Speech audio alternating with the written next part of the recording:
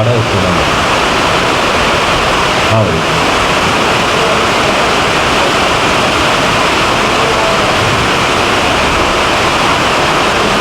गोवर्धन गिरिधारी मेरो नंद नंदन मुरारी.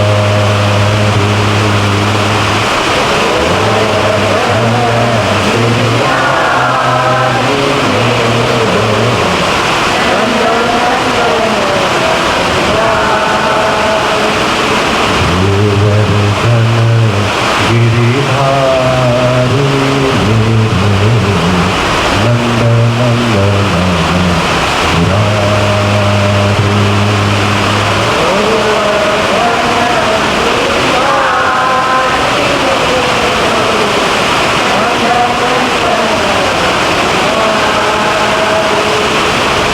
गोवर्धन गिरिधारी मेरो नंद नंदन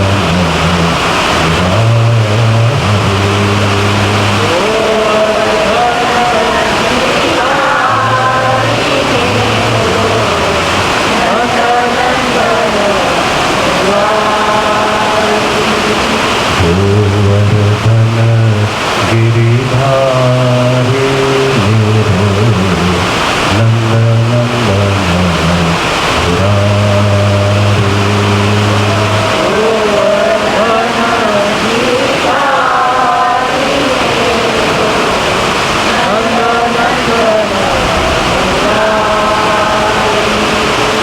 गोवर्धन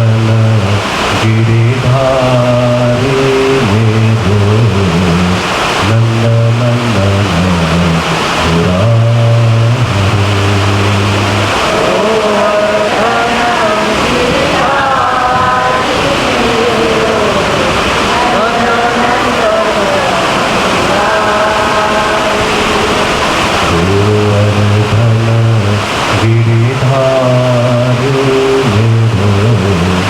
नंद नंदन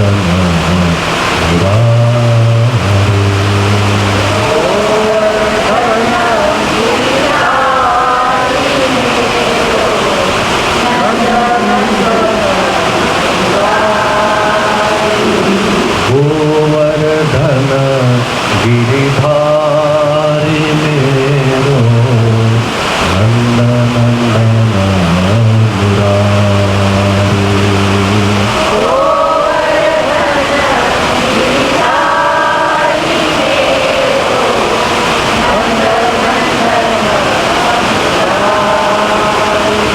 गोवर्धन गिरिधारी मेरो नंद नंदन मुरारी.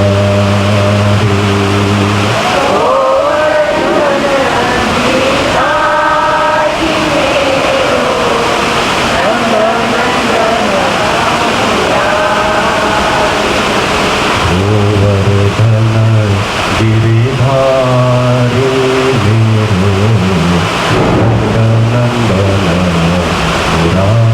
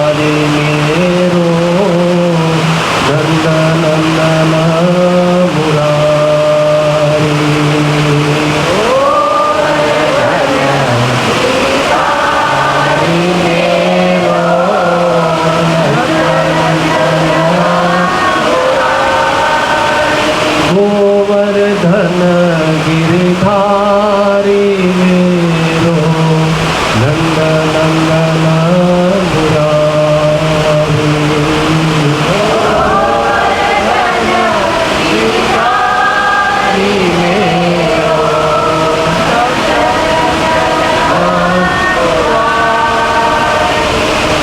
गोवर्धन गिरिधारी मेरो नंद नंदन मुरारी गिरिधारी मेरो नंद नंदन गोवर्धन गिरिधारी मेरो नंद नंदन मुरारी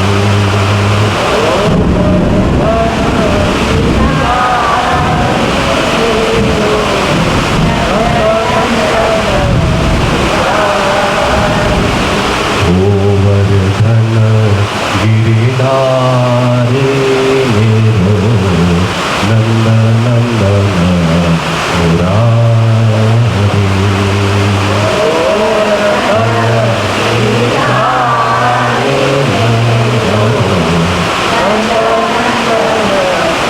गोवर्धन गिरिधारी मेरो नंद नंदन मुरारी गोवर्धन गिरिधारी मेरो नंद नंदन मुरारी गोवर्धन गिरिधारी मेरो नंद नंदन मुरारी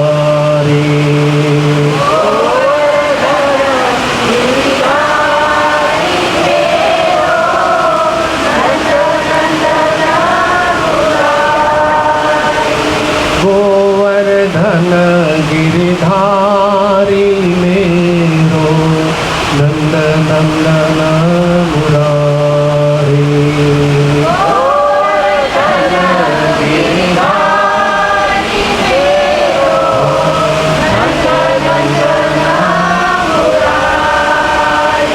गोवर्धन गिरिधारी मेरो नंद नंदन मुरारी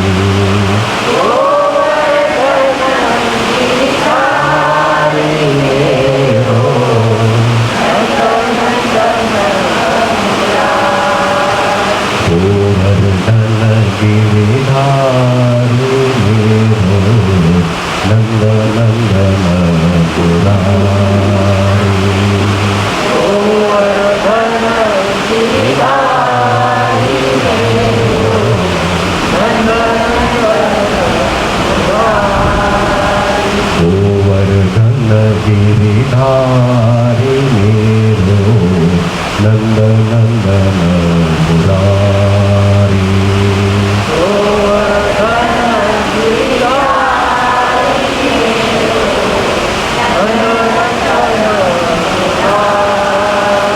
गोवर्धन गिरिधारी मेरो नंद Nandan Murari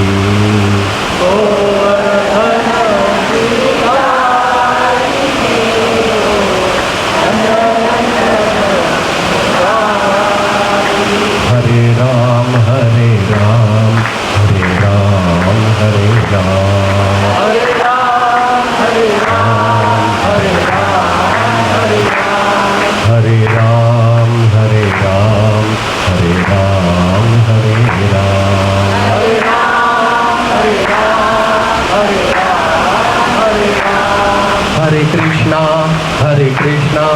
Hare Krishna, Hare Krishna, Hare Krishna, Hare Krishna, Hare Krishna, Hare Krishna, Hare Krishna, Hare Krishna, Hare Krishna, Hare Krishna, Hare Krishna, Hare Krishna, Hare Krishna, Hare Ram, Hare Ram, Hare Ram, Hare Ram, Hare Ram, Hare Ram, Hare Ram, Hare Ram, Hare Ram, Hare Ram, Hare Ram, Hare Ram. Hare Ram, Hare Ram, Hare Ram, Hare Ram, Hare Krishna, Hare Krishna, Hare Krishna, Hare Krishna, Hare Krishna, Hare Krishna, Hare Krishna, Hare Krishna, Hare Krishna, Hare Krishna, Hare Krishna, Hare Krishna, Hare Krishna, Hare Krishna, Hare Krishna, Hare Krishna, Hare Ram, Hare Ram, Hare Ram, Hare Ram, Hare Ram, Hare Ram, Hare Ram, Hare Ram, Hare Ram, Hare Ram, Hare Ram, Hare Ram. Hare Ram, Hare Ram, Hare Ram, Hare Ram, Govardhan Giridhari मेरो नंद नंदन मुरारी गोवर्धन गिरिधारी मेरो नंदनंदन मुरारी, गोवर्धन गिरिधारी मेरो नंद नंदन मुरारी गोवर्धन गिरिधारी मेरो नंदनंदन मुरारी, हरे Ram, Hare Ram, Hare Ram, Hare Ram. Hare Ram, Hare Ram, Hare Ram, Hare Ram, Hare Krishna, Hare Krishna, Hare Krishna, Hare Krishna, Hare Krishna, Hare Krishna, Hare Krishna, Hare Krishna, Hare Krishna, Hare Krishna, Hare Krishna, Hare Krishna, Hare Krishna, Hare Krishna, Hare Krishna, Hare Krishna, Hare Ram, Hare Ram, Hare Ram, Hare Ram, Hare Ram, Hare Ram, Hare Ram, Hare Ram, Hare Ram, Hare Ram, Hare Ram, Hare Ram. Hare Ram, Hare Ram, Hare Ram, Hare Ram, Gopal Krishna भगवान की जय. सद्गुरुनाथ महाराज की जय.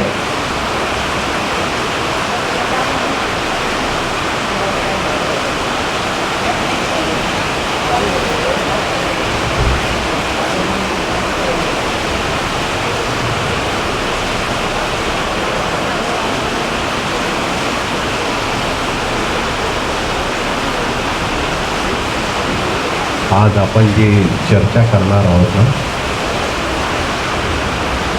ती बहुतेक अति कान देऊन ऐकायला लागेल है ना. हा आवाज ऐकायचा आहे ते आपलं चालू ठेवायचं आहे आपलं चालू पण तुम्हाला जरा बारीक ऐकायला लागेल है ना.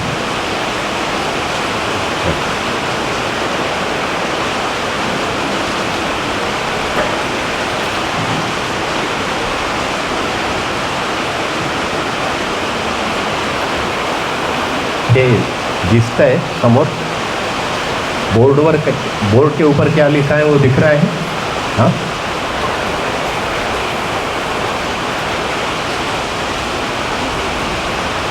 काय वाटतं ते शब्द पाहिल्यावर.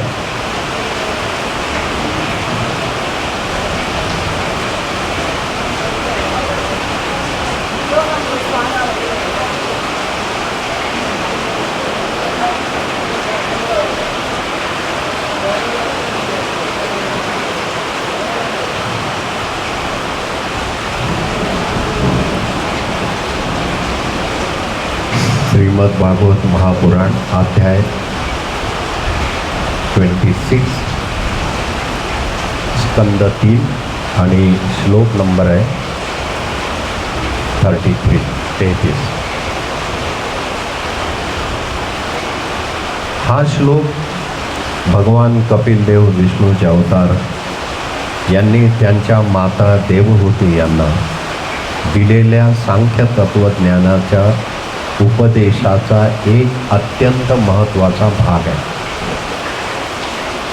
कपिल मुनी देवहूतीला सांख्य दर्शनाचं तत्वज्ञान सांगतायत. आणि आपण काल पाहिलं की अध्यात्म ज्ञान जे आहे ते मागे का पडलं. भागवत ग्रंथानुसार अध्यात्म ज्ञान मागे का पडलं तर अहंभाव, ममत्व आणि वैर ह्या 3 गोष्टीमुळे ते मागे पडलं आहे. मग आता त्या 3 गोष्टीवर ओव्हरकम कसं करायचं. या श्लोकाचं तर महत्त्व वेगळं आहे ते आपण पाहूच, पण कालचा जो विषय होता तो थोडासा पूर्ण करून टाकतो की अहंभाव, ममत्व आणि वैर ह्याला कसं दूर कसं करायचं.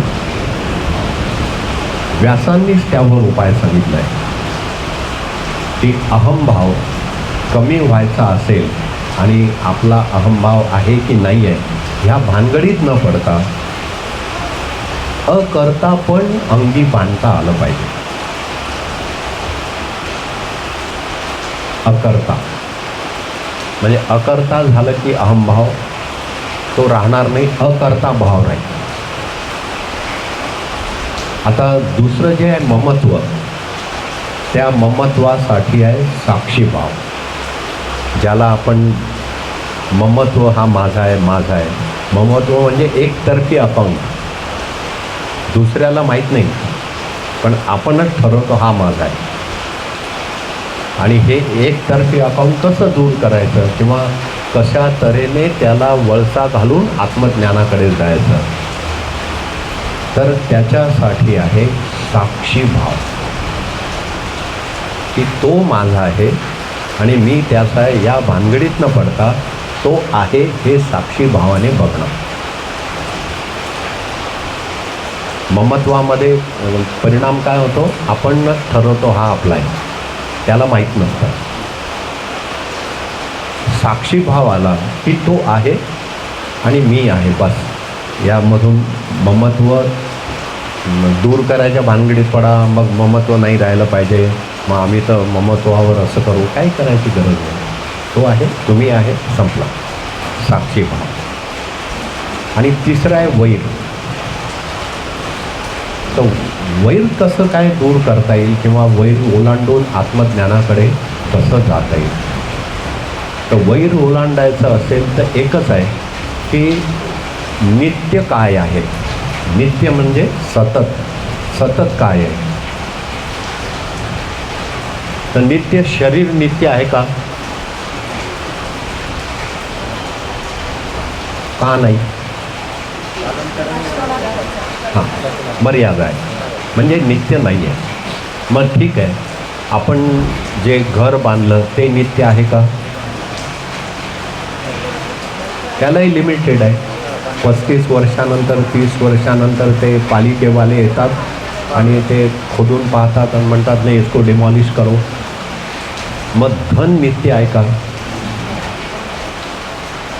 मग धन नित्य नाही, घर नित्य नाही, शरीर नित्य नाही. मग आता वैर कोणाची धरणार. कोणाची वैर करायची. मग जो वैर करणार आहे तोही नित्य नाही आहे आणि ज्याचं तुम्ही वैर करता तोही नित्य नाही आहे. मग कोणाचं वैर करणार. आता वैरामध्ये अनेकशे सब कॉलम असतात. निराशा, राग हे त्याचे लहान लहान भाऊ आहेत आणि वैर हा सगळ्यात मोठा आहे. तर व्यास सांगतात की वैर करायचं कोणाशी, करणाराच नित्य नाही आहे आणि ज्याच्याशी करता तोही नित्य नाही आहे. मग नित्य काय आहे?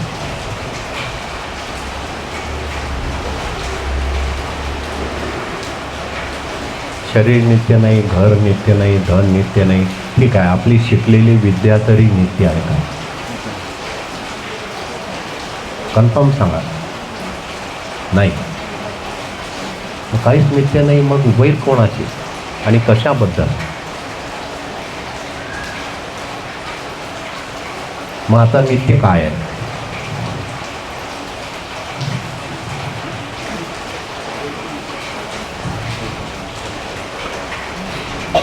एका आश्रमामध्ये अशी चर्चा चालली होती की सगळ्यात सुखी कोण आणि कोणाचं वैर केल्या जाणार नाही आणि कोणाशीच काही क्रोध केला जाणार नाही.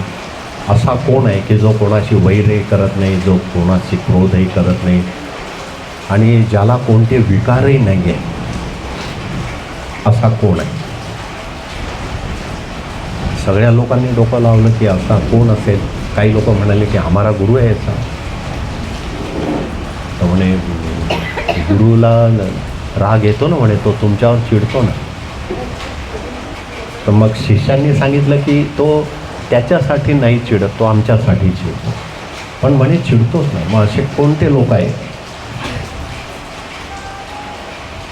तर मग एक जण उभा राहिला जो कायम किचनमध्ये काम करायचा.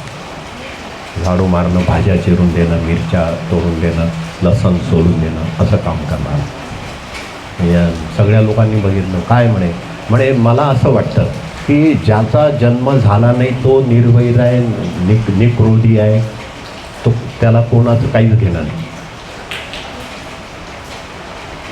ज्याचा जन्म झाला नाही तो निर्वैर आहे, त्याला विकार नाही. तर काय हे बरोबर आहे?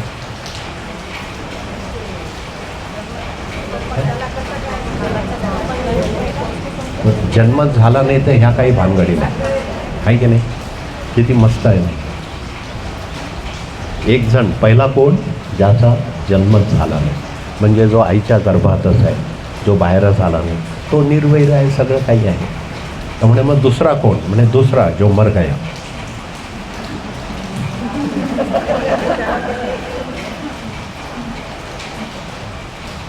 हे दोन लोक असे ज्यांचं कोणी काहीच करू शकत नाही किंवा हे कोणाचं काहीच करू शकत नाही. एकदम म्हणजे देवाला पावलेले समजा तुम्ही. पहिला कोणता? जो जन्मालाच आलेला नाही. दुसरा कोणता? हां. मग सगळ्यांचं लक्ष गेलं की अजून एखादा सांगा की कोण, अजून एक कोण आहे.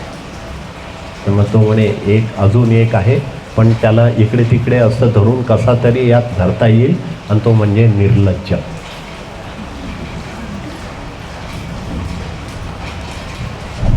त्यांना काय आहे? भयम न दुःखम. निर्लज्ज नराणाम भयम न दुःखम. त्याला ना भय आहे ना दुःख आहे.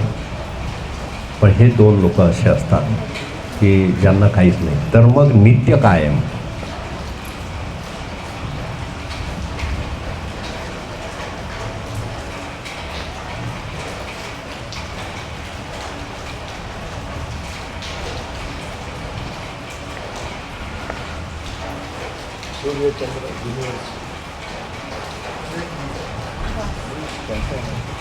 सूर्य चंद्र आहे हे जोपर्यंत आपण आहे तोपर्यंतच त्यांचं अस्तित्व आहे.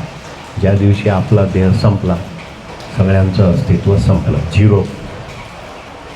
तर नित्य काय?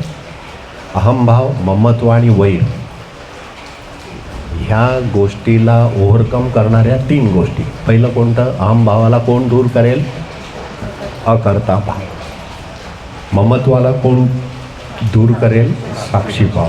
आता वैराला कोण दूर करेल? तर तो आहे नित्य, ज्याला कळालं, जे कायम आहे. मग नित्य काय आहे? आपण बघितलं, शरीर नित्य नाही, घर नित्य नाही, धन नित्य नाही, विद्या नित्य नाही, पैसा बँकेतला तोही नित्य नाही, नोटबंदी झाली तर काय करा? प्रॉमिसरी नोट आहे, केव्हाही वापस घेईल ती. मग नित्य काय?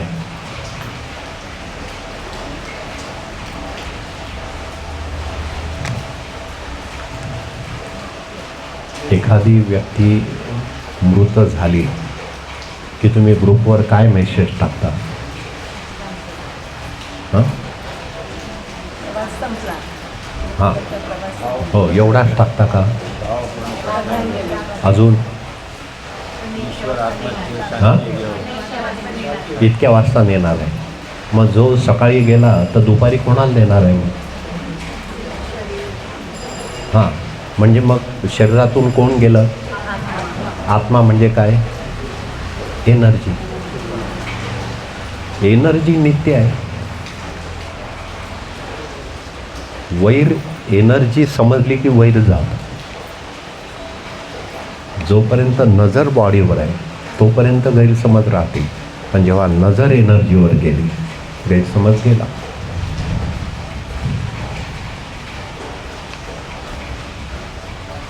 तर ह्या ज्या गोष्टी आहेत ह्या 24-25 अध्यायापासून थोड्याशा पुढे मागे व्यासांनी डिस्कस केल्या आहे. हे आत्मज्ञानाचा अभाव तेव्हाही होता, आत्मज्ञानाचा अभाव आताही आहे. पण त्या आत्मज्ञानाच्या आड येणाऱ्या गोष्टी कोणत्या? तर 3. आणि त्या आत्मज्ञानापर्यंत पोहोचवणाऱ्या गोष्टी कोणत्या? तर त्याही 3च. तर पहिली कोणती? अकर्ता. अकर्ता भाव. आणि अकर्ता भाव आणणं छोट्या छोट्या गोष्टीतून सुरुवात करायची. आणि आता अधिक मास आहे. विष्णू काय करतो? काम झालं की श्रेय नाही घेत की मी होतो, आपण होतो म्हणून बाईचं लग्न झालं, नाही तर काय झालं नसतं. कर्ता भाव घ्यायचं. तर तो अकर्ता भाव झाला की अहमभाव आपोआप कमी व्हायला लागतो. हे सगळं जे आहे हे होऊन राहिलं आहे, कोणी करत नाही. की माहिती नाही अनेक वर्षापासून एवढे सगळे जे लोक बसले आहेत यांची एनर्जी पाठलाग करत असेल की आम्हाला हे रहस्य कळालं पाहिजे. मग ती एनर्जी पाठलाग करता करता ह्या जन्मामध्ये ते घडतं आहे, होऊन राहिलं आहे.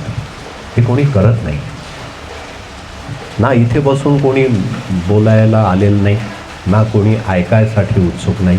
पण हे सगळं अस्तित्वामध्ये जी प्रार्थना गेली एनर्जीकडून ती प्रार्थना सफल झाली आणि हे सगळं घडतं आहे. तसं आपलं जाणं एखाद्या ठिकाणी ते घडतं आहे की ते कुठली तरी एनर्जी आहे की ते एनर्जी त्याची डिमांड करत असेल. आणि तसे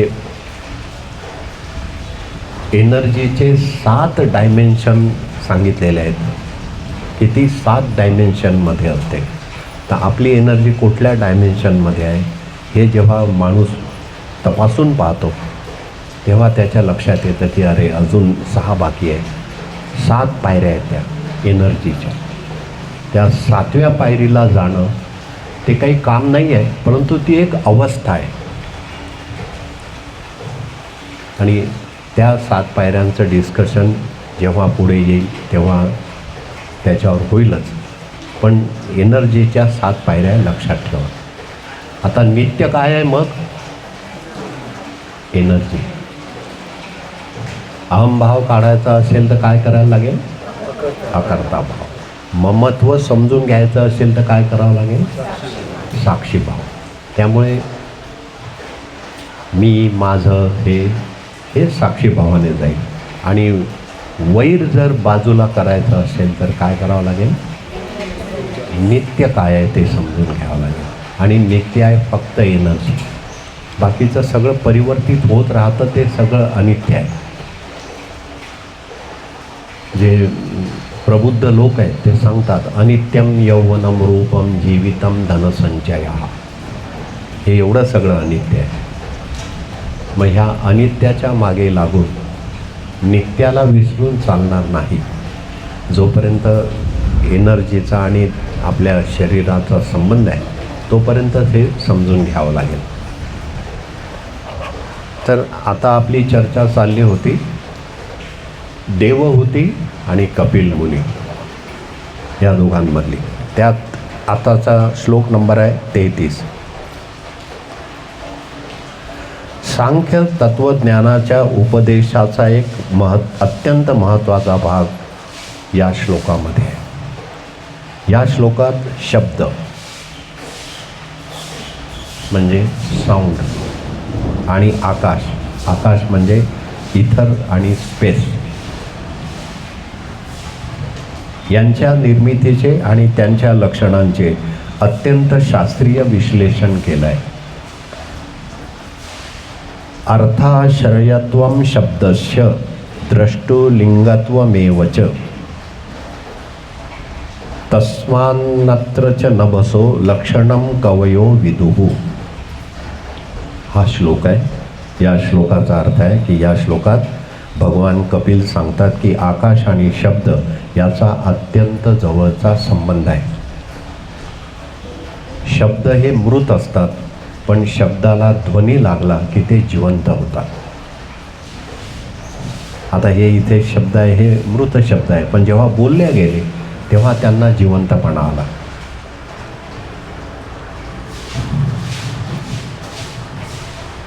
आपण जे काही बोलतो किंवा ऐकतो ते आकाशाच्या पोकळीमुळे शक्य होते. बरोबर. शब्द हा केवळ संवादाचे माध्यम नसून तो या संपूर्ण सृष्टीचा आणि तिच्या निर्मात्याचा म्हणजे परमात्म्याचा शोध घेण्याचे मुख्य साधन आहे. म्हणून शब्द ब्रह्म. आणि शब्द ब्रह्मामध्ये एक शब्द ध्वनीचा कोणता पाहिला आपण? ओम. तो शब्द ब्रह्म. या श्लोकाचा सारांश असा आहे की जे वस्तूचे ज्ञान किंवा अर्थ करून देते, वस्तूचे ज्ञान किंवा अर्थ. एक घंटा वाजली म्हणजे ती शाळेची आहे की मंदिराची आहे? ध्वनी वेगवेगळा आहे ना तो. मग ते शाळेच्या घंटेचं चित्र किंवा इमेज आपल्या डोळ्यासमोर आणेल, आणि मंदिराची घंटा असली तर मंदिराच्या घंटेचा इमेज किंवा ते चित्र डोळ्यासमोर आणेल. न दिसणाऱ्या वक्त्याचा बोध करून देते ते शब्द. आवाजाहून तुम्ही बाहेरून एखाद्याने गेटच्या बाहेर राहून आवाज दिला तर आवाजाहून ओळखतो ना आपण कोण आला आहे म्हणून. पण तो आवाज त्या शब्दाला धरूनच बाहेर येतो. शब्दाला आवाज नसेल तर ते मृत आहेत. जे आकाशाचे सूक्ष्म रूप आहे त्याला तन्मात्रा म्हणतात. तन्मात्रा या शब्दाचा अर्थ आहे सूक्ष्म रूप, छोटा. त्यालाच विद्वान पुरुष शब्द म्हणतात. हा याचा आहे सारांश. आता या श्लोकामध्ये विद्वानांच्या मते आणि कवींच्या मते, जे कवी आहे आणि जे विद्वान आहे त्यांच्या मते शब्दाची 3 प्रमुख लक्षणे सांगितली आहेत. अर्थाश्रयत्वं शब्दस्य. शब्द अर्थाला धरून असतात, अर्थाच्या आश्रयाने शब्द राहतात. श्लोकामध्येच ते सांगितलेलं आहे. तर ती प्रमुख लक्षणं कशी आहे? पहिलं लक्षण अर्थाश्रयत्वम, अर्थाचा आश्रय घेऊन राहणारे.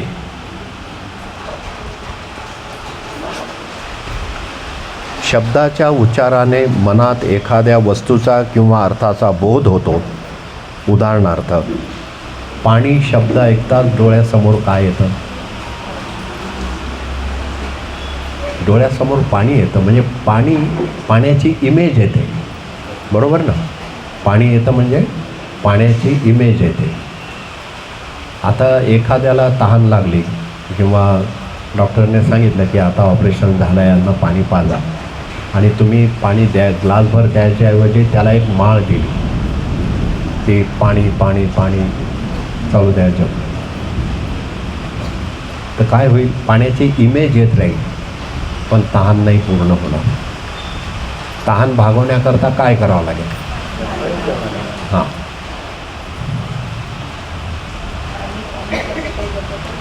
हां हां, तर तो तसं किती माळा जपल्या तरी, आणि वरून मग म्हणतील बघा ना आम्ही किती जप केला, पण शेवटी आमची तहानच गेली नाही. तर अर्थाश्रयत्वम, अर्थाच्या आश्रयाने शब्द राहतात. दुसरा नंबर आहे द्रष्टुलिंगत्वम. द्रष्टुलिंगत्वम म्हणजे एखादी व्यक्ती समोर दिसत नसली तरी तिच्या आवाजावरून, शब्दावरून ती तिथे उपस्थित असल्याची जाणीव होते. तिने बोललेले जे शब्द आहेत ते ऐकले की आपण म्हणतो की पुढच्या घरात अमुक अमुक एक व्यक्ती बसलेली आहे. कुठून समजलं हे? हां, की ते बघितल्यासारखं तो जो आवाज आहे तो ऐकल्या ऐकल्या आपलं लिंक होऊन जाते की अरे हे बसलेले आहेत. नंबर 3, तन्मात्रत्वंच नभसो. तन्मात्रंच नभसो. आता तन्मात्र या शब्दाचा अर्थ काय आहे? सूक्ष्म. हा शब्द म्हणजे आकाश, ह्या पंचमहाभूतांचे सूक्ष्म रूप शब्दाचे तन्मात्र आहे. तन्मात्रत्वम न नभसो. हे जे आकाश आहे हे त्याचं सूक्ष्म रूप आहे शब्दाचं. आकाश शब्द का सूक्ष्म रूप है. आता विद्वानांच्या आणि शास्त्रज्ञांच्या मते आकाशाचे सूक्ष्म रूप असणाऱ्या शब्द ह्या तन्मात्रेची लक्षणे खालीलप्रमाणे आहे. शब्द ह्या तन्मात्रेची लक्षणं विद्वान आणि शास्त्रज्ञ यांच्या मते काय? तर पहिलं, अर्थाचा आश्रय असणे. हे थोडंसं स्पष्ट करून सांगितलं आहे याच्यात. अर्थाचा आश्रय असणे म्हणजे काय? शब्दाच्या माध्यमातूनच आपण कोणत्याही अदृश्य किंवा दूर असलेल्या वस्तूची कल्पना करू शकतो किंवा तिचा बोध घेऊ शकतो. आपल्यापासून दूर असलेल्या वस्तूचा बोध शब्दातून घेता येतो. इथे बसून स्वीडन, ब्राझील, जॉर्जिया ह्या देशाचा बोध घेता येईल. हां, घेता येईल की नाही घेता येईल? हां, तो घेता येईल किंवा तिचा बोध घेऊ शकतो. उदाहरणार्थ की पाणी हा शब्द ऐकताच आपल्या डोळ्यासमोर त्या वस्तूचा आकार येतो, त्या वस्तूचा बोध होतो, पण ती प्राप्त होते का? खूप मोठा नकाशा बनवला पेपरवर की इथून रामशेजला कसं जायचं, आणि त्या नकाशावर आपण सगळ्यांनी चर्चा केली की मग मखमलाबाद कुठे आहे, हे कुठे आहे, नाशिकचा नकाशा, आणि तो मोठा बनवला. मग आता रामशेजला जायचं आहे तर त्या नकाशावर ज्या ठिकाणी रामशेजचं ते येतं ना मॅपवर गोल टाईप, असं काय म्हणतात रे त्याला, की तुमचं ठिकाण आल्याचं दाखवतात एक मॅप लावला. हां हां, एक सिम्बॉल येतो ना. हां, आणि एखादा जाऊन त्या सिम्बॉलवर बसला की आता मी रामशेजला जातोच, तर काय होईल? नकाशा आहे, परफेक्ट आहे, पण नकाशाच्या त्या सिम्बॉलवर जाऊन बसला तर रामशेजला पोचला की नाही पोचला? नाही पोचला. मग पोचण्यासाठी करावं काय लागेल? येस, म्हणजे नकाशा जो आहे तो नकाशा पोचण्यासाठीचा आहे, पण पोचण्याकरता तुम्हाला चालावं लागेल. तो भागवत ग्रंथ जो आहे हा अध्यात्म ज्ञान कशा तऱ्हेने आपल्याला मिळवता येईल याचा नकाशा आहे. पण त्या नकाशावरच मी रोज डोकं ठेवलं भागवत ग्रंथावर, मग झालं का आत्मज्ञान? नाही आत्मज्ञान होणार. ये हमारे घर में तो बहुत बड़ा ग्रंथ है, हे सत्य आहे बघ. तर याच्यावर फुलं वाहिले, अत्तर वाहिली, काही नाही होणार. मग त्याच्याकरता काय करावं लागेल? तर तुम्ही उठून चालायला लागेल, तुम्हाला तिथून उठावंच लागेल. द्रष्ट्याचे अस्तित्व दर्शवणे. नंबर 2, ज्याप्रमाणे पडद्यामागून येणारा आवाज वक्त्याची उपस्थिती दर्शवतो. तुम्ही एखादा सिनेमा बघता आणि त्या सिनेमामध्ये समोर आपल्याला दिसतो की एखादा हिरो आहे, तो तोंड हलवतो आहे, पण आवाज दुसऱ्याचा आहे. म्हणजे ज्याचा आवाज आहे त्याला ॲक्टिंग जमत नाही किंवा तो दिसायला चांगला नाही म्हणून पुढे आणला नाही. पण जो दिसायला चांगला नाही त्याचा आवाज चांगला आहे, मग त्याला मागे ठेवतात आणि त्याचा आवाज आणि हे अशी जोड म्हणजे प्युअर येड्यात काढायचे कामं चालतात. आणि आपल्याला असं वाटतं काय गोड आवाज आहे याचा, पण तो गोड आवाज त्याचा नाही आहे, त्याच्या पडद्याच्या मागे आहे. आणि मग धीरे धीरे माहीत पडल्यावर असं की नाही वो तो मुँह हिला रहा था लेकिन वो एक्चुअली गाया है मुकेश ने, एक्चुअली गाया भीमसेन जोशी ने, ॲक्च्युअली काय आहे लता मंगेशकर ने. तर हे कसं समजलं? याला काय म्हणतात? द्रष्ट्याचे अस्तित्व दर्शन. जो पाहणार आहे त्याला जो दिसत नाही आहे त्याचं दर्शन समोर दिसतं. कशावरून? आवाजावरून. तर हे थोडं समजून घ्या. ज्याप्रमाणे पडद्यामागून येणारा आवाज वक्त्याची उपस्थिती दर्शवतो, त्याप्रमाणे सृष्टीतील सूक्ष्म ध्वनी शब्द हा सर्वव्यापी परमेश्वराचे अस्तित्व दर्शवतो आणि तो सर्वव्यापी परमेश्वर याची शक्ती असल्याचा पुरावा असू शकतो. हां, कारण तो पडद्याच्या मागे आहे. हां हां, तर जो ध्वनी आपण ऐकतो आहे आकाशातला, आता हा आवाज पाण्याचा, पाऊस येतो आहे, तर हा अस्तित्व दाखवतो की काहीतरी शक्ती आहे अशी. मग ती शक्ती कोणती आहे? तर त्याला परमात्म शक्ती म्हणा, कोणी देव म्हणा, राम म्हणा, कृष्ण, काही वॉट एव्हर, पण तो असल्याची ही एक प्रकारे पुराव्या दाखल केलेली घटना आहे. जैसे वो बच्चा सोता है और उस सोने वाले बच्चे के ऊपर वो बजने वाला एक यंत्र लगाया रहता है, काय खुळखुळा म्हणतात का त्याला, म्हणजे ते असा, हां, वो ऐसा घुमा दिया आवाज करता है. तर मग मुलगा त्याच्याकडे बघतो आणि त्या ध्वनीशी एक रूप होतो आणि तोही काहीतरी आवाज काढतो. मग जोपर्यंत आवाज येतो आहे आईला वाटतं की हा झोपला नाही अजून. मुलाचं झोपणं सुरू झालं की जागणं सुरू झालं हे कशाहून ओळखता येतं? आवाजावरून.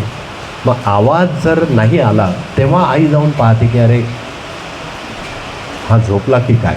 तोपर्यंत जोपर्यंत तो हां हू करतो आहे तोपर्यंत काही नाही येते. पण जेव्हा ते बंद झालं की मग येईल, त्याच्या अंगावर टाकेल किंवा काहीतरी नीट आहे की नाही बघेल. हे केव्हा होतं? तसं आता आकाशातून पाऊस पडतो आहे, ढगांमधून विजा कडकडत आहेत, हा आवाज होतो आहे.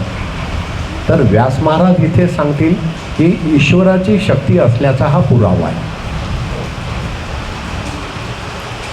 मग ईश्वर आहे, तो दिसेल की नाही दिसेल, पण तो पडद्यामागे आहे, पण ध्वनी हा त्याचा पुरावा आहे की तो आहे की नाही आहे हे माहिती नाही, पण ध्वनी आहे तर तो आहे. नंतर आकाशाचे मुख्य वैशिष्ट्य असणे म्हणजे आकाशाचा मुख्य आणि एकमेव विशेष गुण हा शब्दध्वनी आहे. आकाश आहे तो ध्वनीला धारण करणारा आहे आणि आकाश हे शब्दाला प्रवाहित होण्यासाठी जागा निर्माण करून देते. शब्दाला प्रवाहित होण्यासाठी म्हणजे जशी वायर असते ना, ते इथं बोलले की तिकडे ऐकायला येते. प्रवाहित होण्यासाठी ते एक माध्यम आहे आणि पोकळी आहे, ती पोकळी निर्माण करून देते. आता ह्या श्लोकाचं महत्त्व काय आहे? या श्लोकामध्ये ध्वनीचे शास्त्र सांगितलेले आहे. ध्वनीचे शास्त्र कसे सांगितलेले आहे? Science of sound. ते साऊंड कसं सांगितलं आहे की जसं वेगवेगळे प्राणी आहेत ते आवाज करायला लागले की आपण बसल्या बसल्या ठरवतो की ही मांजर आहे, हा कुत्रा आहे, हा वाघ आहे, हा कोल्हा आहे, कशाहून ठरवतो आहे? त्यांच्या ध्वनीवरून. तर हे ध्वनीचं शास्त्र जे आहे ह्या मंत्राने ते दाखवून दिलं आहे की आधुनिक विज्ञानाच्या खूप आधी भगवंताने स्पष्ट केले आहे की ध्वनी साऊंड प्रवासासाठी अवकाश किंवा माध्यम म्हणून इथर किंवा स्पेस वापरत असते किंवा ध्वनीच्या प्रवासासाठी ह्या गोष्टी आवश्यक असतात आणि जर ते असेल तर ध्वनी प्रवाहित होईल आणि तो एका जागेवरून दुसऱ्या जागेवर पोहोचेल. अदृश्य ईश्वराचा पुरावा जसा वक्ता न दिसताही त्याच्या शब्दावरून त्याचे अस्तित्व सिद्ध होते. की तुम्ही यूट्यूबवर एखादी फाईल ओपन केली, त्याच्यामध्ये व्हिडिओ नाही आहे आणि चित्रही नाही आहे, फक्त काहीतरी एक मॅटर लिहिलं आहे आणि आवाज सुरू झाला आणि त्यात हरिपाठाचा एखादा अभंग आला, तर तुमच्या लक्षात येईल की अरे सातारकर महाराज म्हणत आहेत की हा जो अभंग आहे.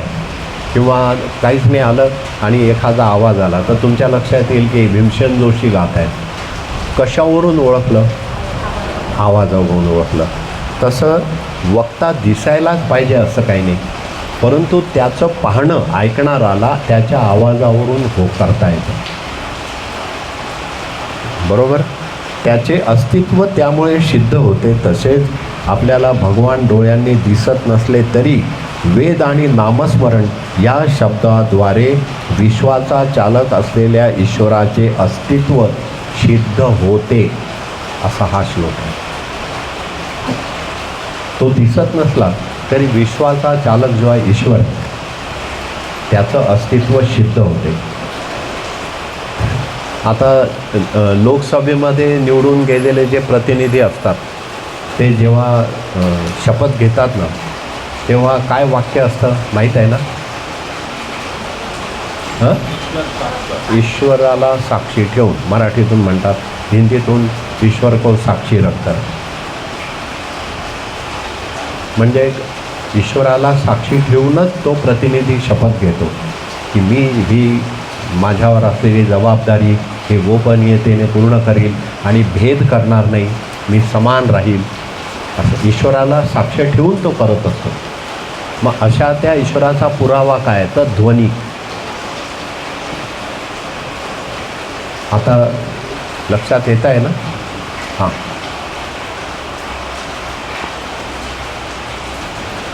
वैदिक ज्ञानाचा पाया असं स्पष्ट करतं की वैदिक ज्ञान श्रुती हे ऐकण्याच्या परंपरेतूनच प्रकट झालेले आहे. हां, तुम्ही संकल्प देताना म्हणता ना की आद्यपूर्व शरीत पुराणोक्त फल श्रुती स्मृती पुराणोक्त फलप्राप्त्यर्थे. मग हे कुठून फलप्राप्त झालं? ते ऐकल्यानंतर. म्हणून ऐकण्यावर आपण काल जसं पाहिलं की बोलताना शब्द तोलून मापून बोलले पाहिजे. शब्दाने गडबड होऊ शकते, पण शब्दाने एखादा मरणप्राय स्थितीत असलेला माणूस उठूनही उभा राहू शकतो. ज्या वेळेला घरात कोणी आजारी असेल तर त्याला भेटायला कोणी आले तर पहिले त्यांचं स्क्रिप्ट पाहून घ्या बोलायची. आजारी माणसाला भेटायला आले ना, आल्या आल्या त्याला सांगितलं की हो असाच आजार आमच्या नात्यात होता तर ते 15 दिवसात गेले. म्हणजे स्क्रिप्ट विचारून घ्या की बा तू काय बोलणार आहे ते आम्हाला सांग पाहिजे. नाही तर बाकीच्या स्क्रिप्ट तयारच असतात की बघा चांगले चांगले डॉक्टर बरं नाही करत बरं का, असं अशा तऱ्हेचे बोलले तर जो काही थोडे दिवस काढणार आहे तो राहील का? त्यामुळे शब्द बोलताना त्याच्या मागचा ध्वनी तोही मृदू असायला पाहिजे. शब्द शुभ निवडल्या गेले पाहिजे आणि त्याच्यात मागचा ध्वनी मधुर असायला पाहिजे, शुभ असायला पाहिजे. आणि हे ज्याला जमलं त्याच्या बोलण्याने होऊ शकतं की एखादा मृतप्राय असलेला व्यक्ती उठून बसेल. पण काय बोलणार आहे हे मात्र लक्षात ठेवूनच जायला पाहिजे. कुठेही जायचं आहे तर आपण काय बोलणार आहे, मग आपण बोलल्यानंतर काय लक्षात येईल किंवा भेटायला आला तर जरूर विचारा की भाई तुम क्या बोलने वाले, पहिले हमको बताओ. हां, डायरेक्ट गेले तर तुम्हाला उदाहरण सांगितलं.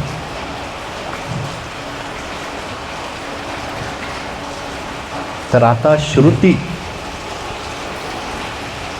सुरती हे कुठून आलं? जेव्हा कोणीतरी बोललं आणि ते लक्षात ठेवलं. श्रुति मतलब सुनने से, और श्रुति सुनने से आणि स्मृती ध्यान में रखने से. ऐकलेलं लक्षात ठेवलं ती स्मृती, आणि जे ऐकलं ती श्रुती. लक्षात ठेवून मग नंतर पुढे नेलं. तर ह्या सगळ्या गोष्टी कुठून आल्या? जेव्हा कोणीतरी बोलेल आणि कोणीतरी ऐकेल आणि तो ते धारण करून घेईल.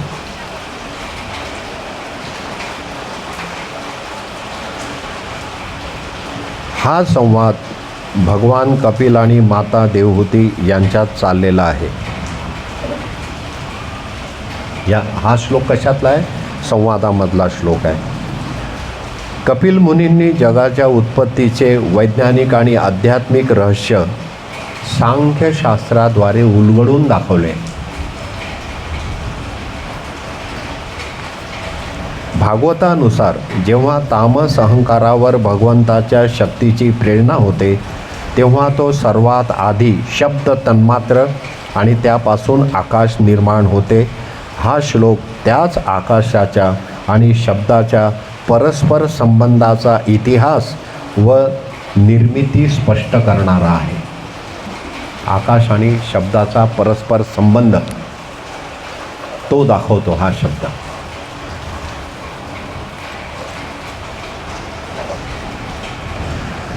धडा काय घेणार या श्लोकातून?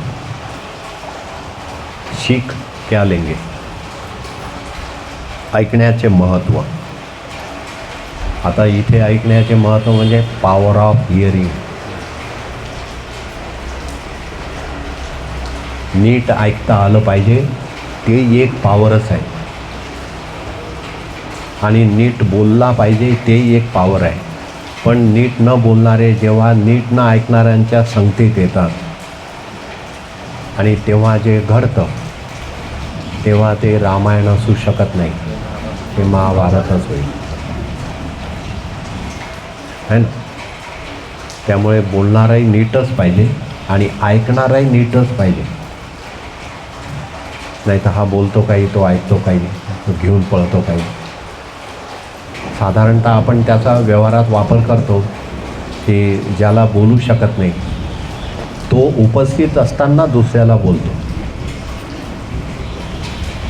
हे म्हण आहे ना मराठीत, लेकी बोले सोने लागे.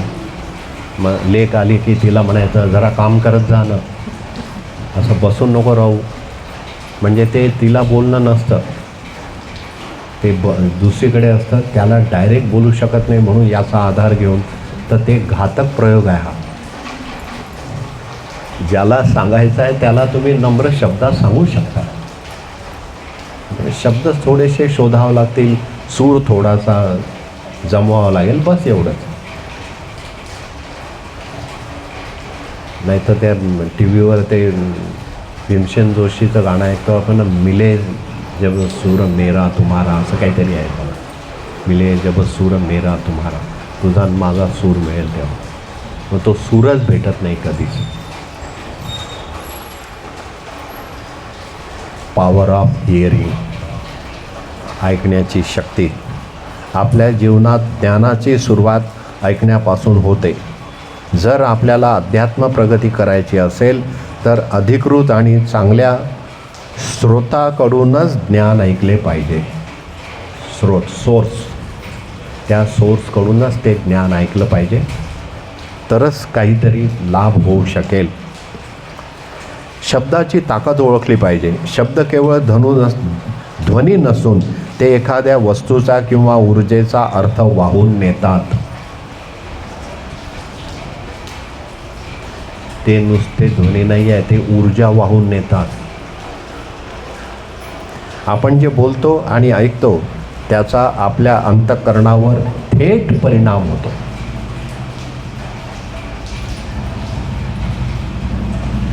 की जनरली घरात राहणारे पती पत्नीमध्ये वाद झाला की त्या पत्नीने सांगितलं की तू काय करतो, मी एक दिवस तुला सोडूनच जाईल.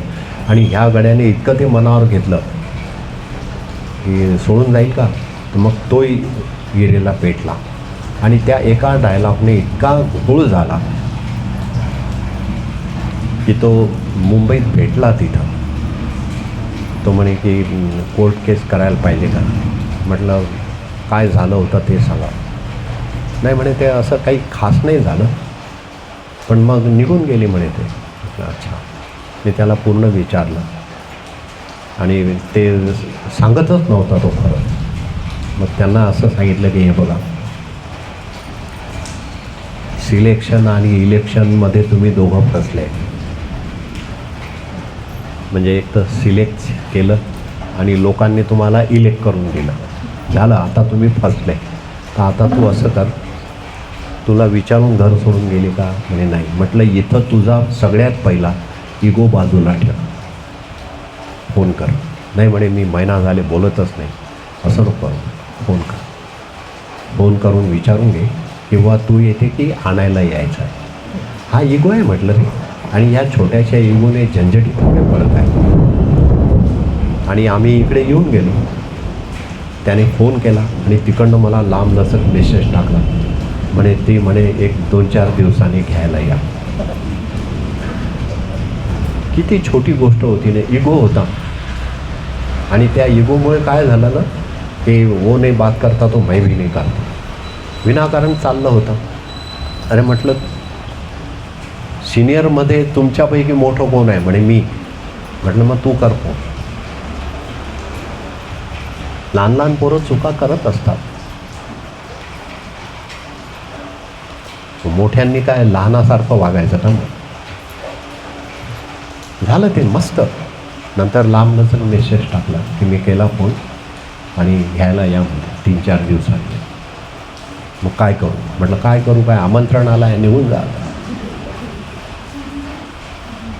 तर छोट्या छोट्या गोष्टी अशा असतात की ज्या लावून धरल्या जातात. बोलण्याने गडबड होते.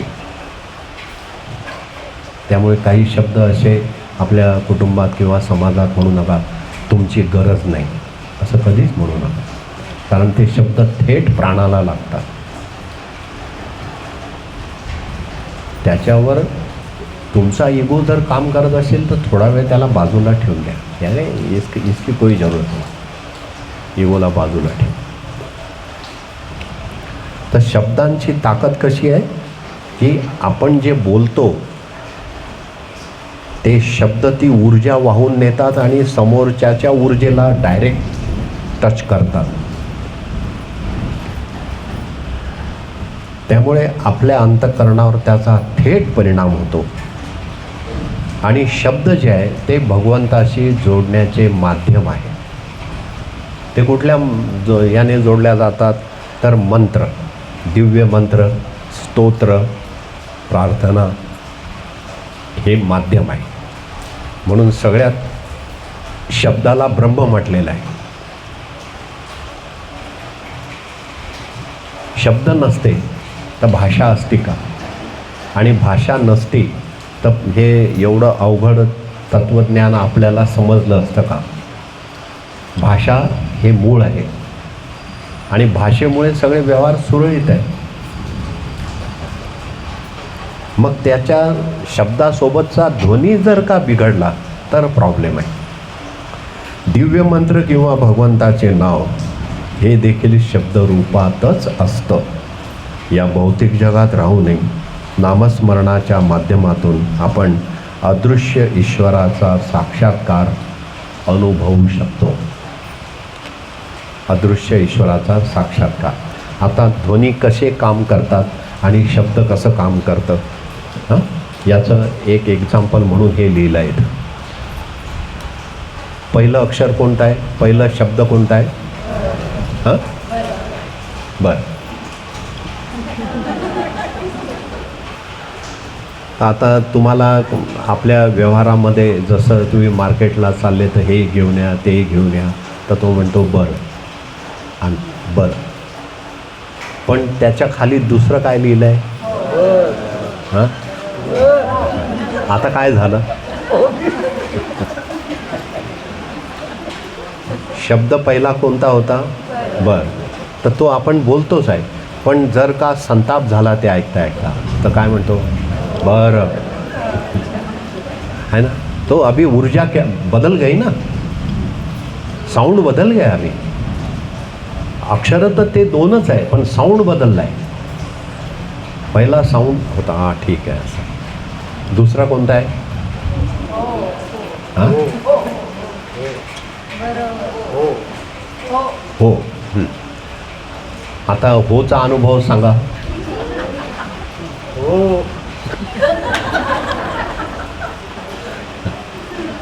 हो आणि हो काय फरक आहे? साऊंड बदलला ना थोडा, म्हणजे त्या होवरून असं लक्षात येतं की समोरच्याला राग आला आहे किंवा त्याला ते पटलं नाही. नेक्स्ट कोणता आहे? तर एखाद्याचं लक्ष नसलं तर आपण म्हणतो अरे ते बघून चल जरा, परंतु चिडून म्हणायचं असेल तर कसं बोलतात?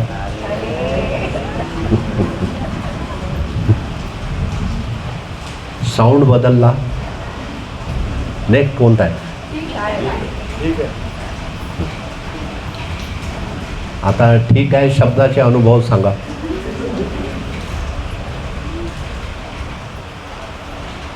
नॉर्मल साऊंड मधला ठीक आहे कसा म्हणतो? आणि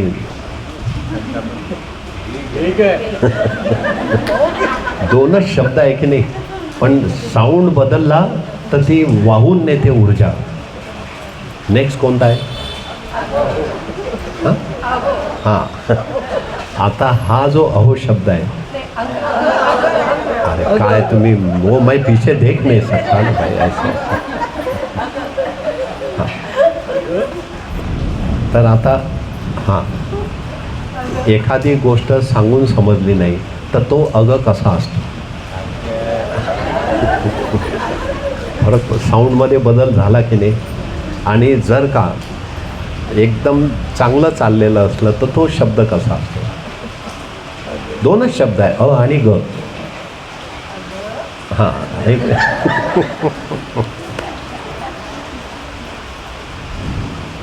बुवा इकडे. साऊंड थेट ऊर्जेला परिणाम करतो. व्यवहारातले शब्द आहेत ते मुद्दामून लवकर समजायचं म्हणून घेतले. नेक्स्ट कोणता आहे? हां आता अहोचाही तुमचा अनुभव आहे त्यामुळे त्याच्यावर चर्चा करायची गरज नाही, परंतु दोन प्रकार सांगा अहोचे.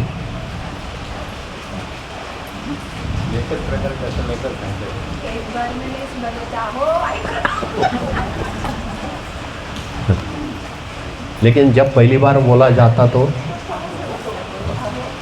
तो सूर वेगळा असतो है ना. पण जर सांगून अहो म्हणून ऐकलं नाही तर नंतरचा म्हणजे दुसऱ्या मेरीवर असल्यासारखा आवाज येतो आहे ना शेतात. नेक्स्ट कोणता आहे? बस एवढे पुरे झाले है ना व्यवहारामधले, की असे शब्द आहे की जे शब्द थेट एनर्जीला टच करतात. तुम्ही जर एखाद्याला नम्र सुरात आवाज दिला, आणि असंही होतं बरेच वेळा की आपणच त्याला नम्र सुराची सवय लावली नाही, म्हणजे सुरुवातीपासूनच आपण पाचव्या पट्टीत बोलतो आहे. तुम्हाला माहीत पंचम सूर कसा असतो? उंच असतो ना. हां पाचव्या सुरातच बोलणारे असले तर त्याला 3 नंबरच्या सूर समजणारच नाही ना. तिसऱ्या पट्टीत एखाद्या वेळेला तुम्ही बोलले तर तो समजणारच नाही, कारण ती पाचव्या पट्टीत ऐकायची सवय आहे. पण दुसरा काय करतो ह्याच्यापेक्षा एक गोष्ट लक्षात ठेवायची की शब्द आणि शब्दाला अनुसरून असलेला सूर हा थेट दुसऱ्याच्या एनर्जीला टच करणारा आहे. त्यामुळे जरा जपूनच. मग येशू ख्रिस्ताने सांगितलं होतं की तुम्हाला जर कोणी आरे म्हटलेलं आवडत नाही तर तुम्ही दुसऱ्याला म्हणू नका, दॅट्स इट. सिम्पल. तुम्हाला असं वाटतं ना की आमचा रिस्पेक्ट झाला पाहिजे, तर तुम्ही दुसऱ्याचा रिस्पेक्ट करणं सुरू करा. तुम्हाला असं वाटतं ना घरात की आम्हाला विचारलं पाहिजे, तर तुम्ही घरातल्यांना विचारून काम करणं सुरू करा. जे तुम्हाला वाटतं की माझ्या संबंधी घडलं पाहिजे ते तुम्ही पहिले दुसऱ्याच्या संबंधी, म्हणजे कुटुंबातल्या लोकांसंबंधी, समाजासंबंधी पहिले करणं सुरू करा. मग तसं करत नाही आपण, पण सूर बदलला तर गडबड होऊन जाते. किराण्याची लिस्ट सांगणं चालू आहे फोनवर आणि बघ तर मग समोर का हे आणा, हो हो ते आणा, हो हो सांगितलं नाही एकदा तर तो होच्या पुढे अजून 2-4 शब्द आणून टाकल्या जातात आणि हो लांबतो. म्हणजे आता हा कंटाळला आहे. समोरच्याने सावध होऊन जायला पाहिजे. तरी आपले जर तेच चालू ठेवलं तर उधर से क्या करेगा वो, तो फोन कट कर देगा, नहीं तो दोबारा तुम्हारे सामने आएगा ही नहीं. आणि मग असं झालं की आपल्यासमोर प्रश्न निर्माण होतो की आम्ही तर इतकं चांगलं करतो लोकांचं, पण आपलं चांगलंच नाही होत आहे. येशूला लक्षात ठेवा की तुम्हाला जर चांगलं व्हायचं आहे तर जे तुम्हाला पाहिजे आहे की तुम्हाला गोड वाटतं ते पहिले दुसऱ्याशी सुरू करा. तुम्हाला रिस्पेक्ट पाहिजे, रिस्पेक्ट देणं सुरू करा. आणि रिस्पेक्टच जर गायब झाला तर मग तो शब्दातून कधी ना कधी बाहेर येईल. उद्रेक कुठून होईल? शब्दातूनच होईल. तर ह्या श्लोकाचा सारांश काय आहे? काय आहे सारांश? काय समजला सांगा बरं.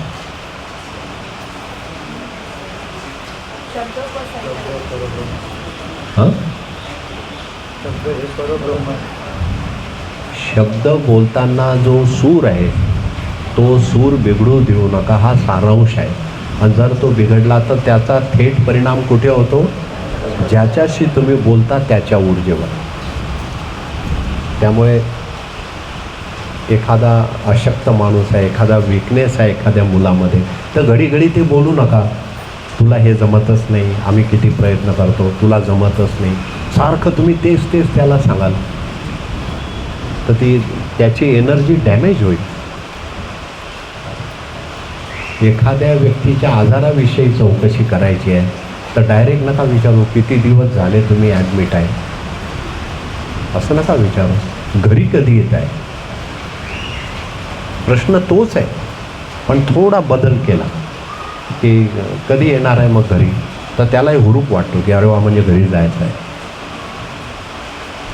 मग तुम्ही या बरं का लवकर, आपले ते झाडाचे आंबे उतरून ठेवले आहे.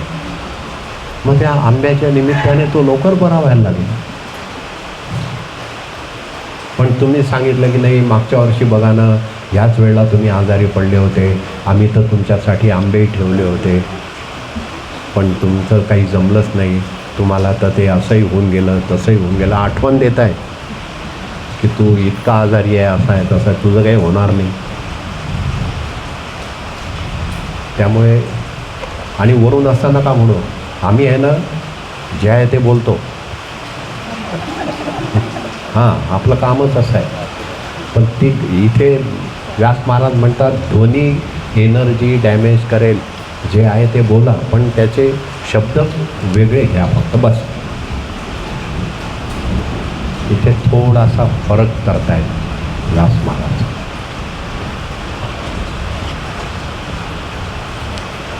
पुढचा श्लोक नंबर 34.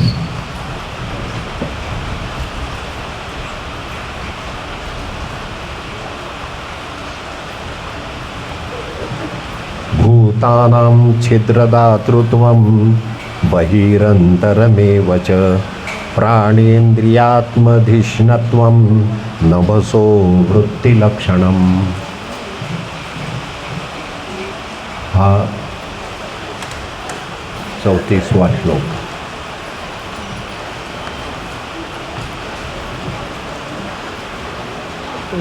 श्रीमद भागवत महापुराण स्कंद 3 अध्याय 26 श्लोक नंबर 34.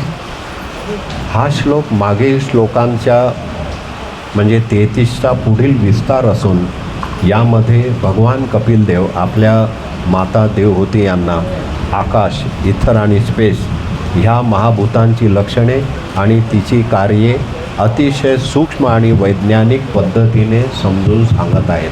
अरे ह्याला बदलन ना, आता आलं ना ते. हां, हे तुम्हाला ऐकायलाही प्रॉब्लेम होत असेल याच्यामुळे, है ना.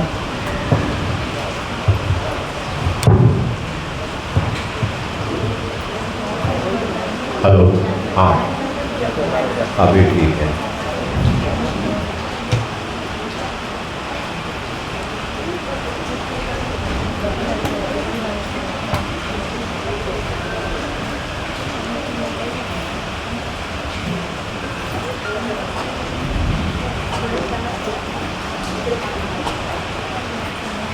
श्लोक तुम्हाला म्हणून दाखवलेला आहे ना.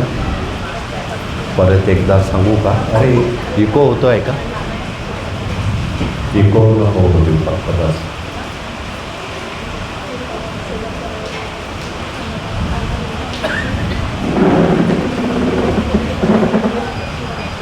हा फिरव नाही तर याचं तोंड फिरव थोडासा.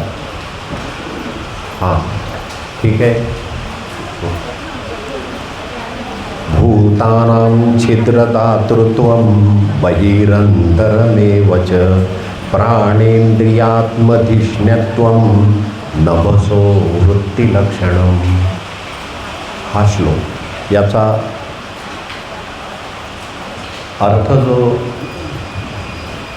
भागवतकारांनी सांगितला आहे ते म्हणतात की कपिल मुनी सर्व जीवांना त्यांच्या आत आणि बाहेर राहण्यासाठी जागा म्हणजे पोकळी देणे आणि प्राण, इंद्रिये तसेच मनाला कार्य करण्यासाठी आश्रय देणे हे आकाशाचे मुख्य कार्य आणि लक्षण आहे.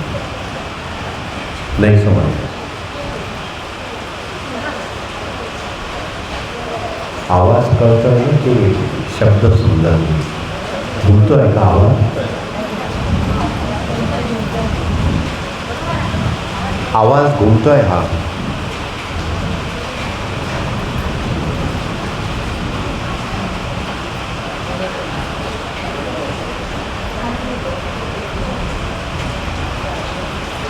हां ठीक आहे. भगवान कपिल म्हणतात सर्व जीवांना त्यांच्या आत आणि बाहेर राहण्यासाठी जागा, सर्व जीवांना त्यांच्या आत आणि बाहेर राहण्यासाठी जागा, पोकळी देणे आणि प्राण, इंद्रिये तसेच मनाला कार्य करण्यासाठी आश्रय देणे हेच आकाशाचे मुख्य कार्य आणि लक्षण आहे. परत सांगतो, सर्व जीवांना त्यांच्या आत आणि बाहेर राहण्यासाठी जागा इंटू ब्रॅकेट पोकळी देणे आणि प्राण, इंद्रिये तसेच मनाला कार्य करण्यासाठी आश्रय देणे. प्राण, इंद्रिये आणि मन यांना कार्य करण्यासाठी आश्रय देणे हे आकाशाचे मुख्य कार्य आणि लक्षण आहे. समजलं?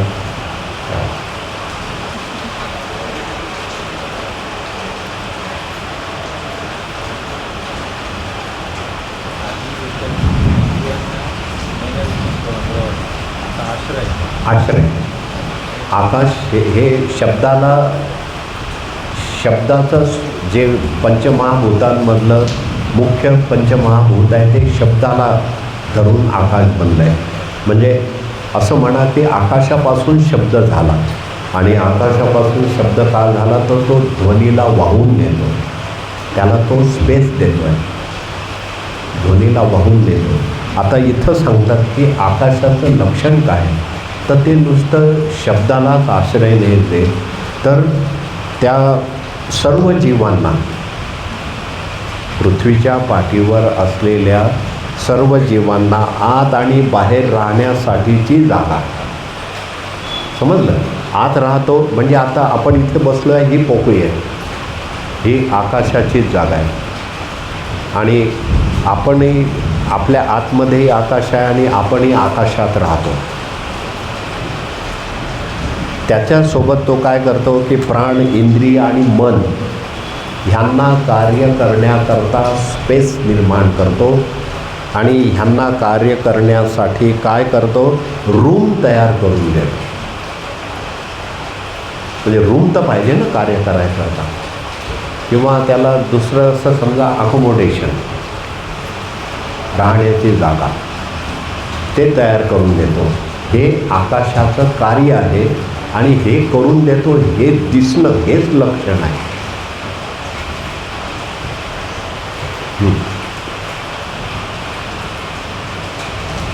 समजलं? हो.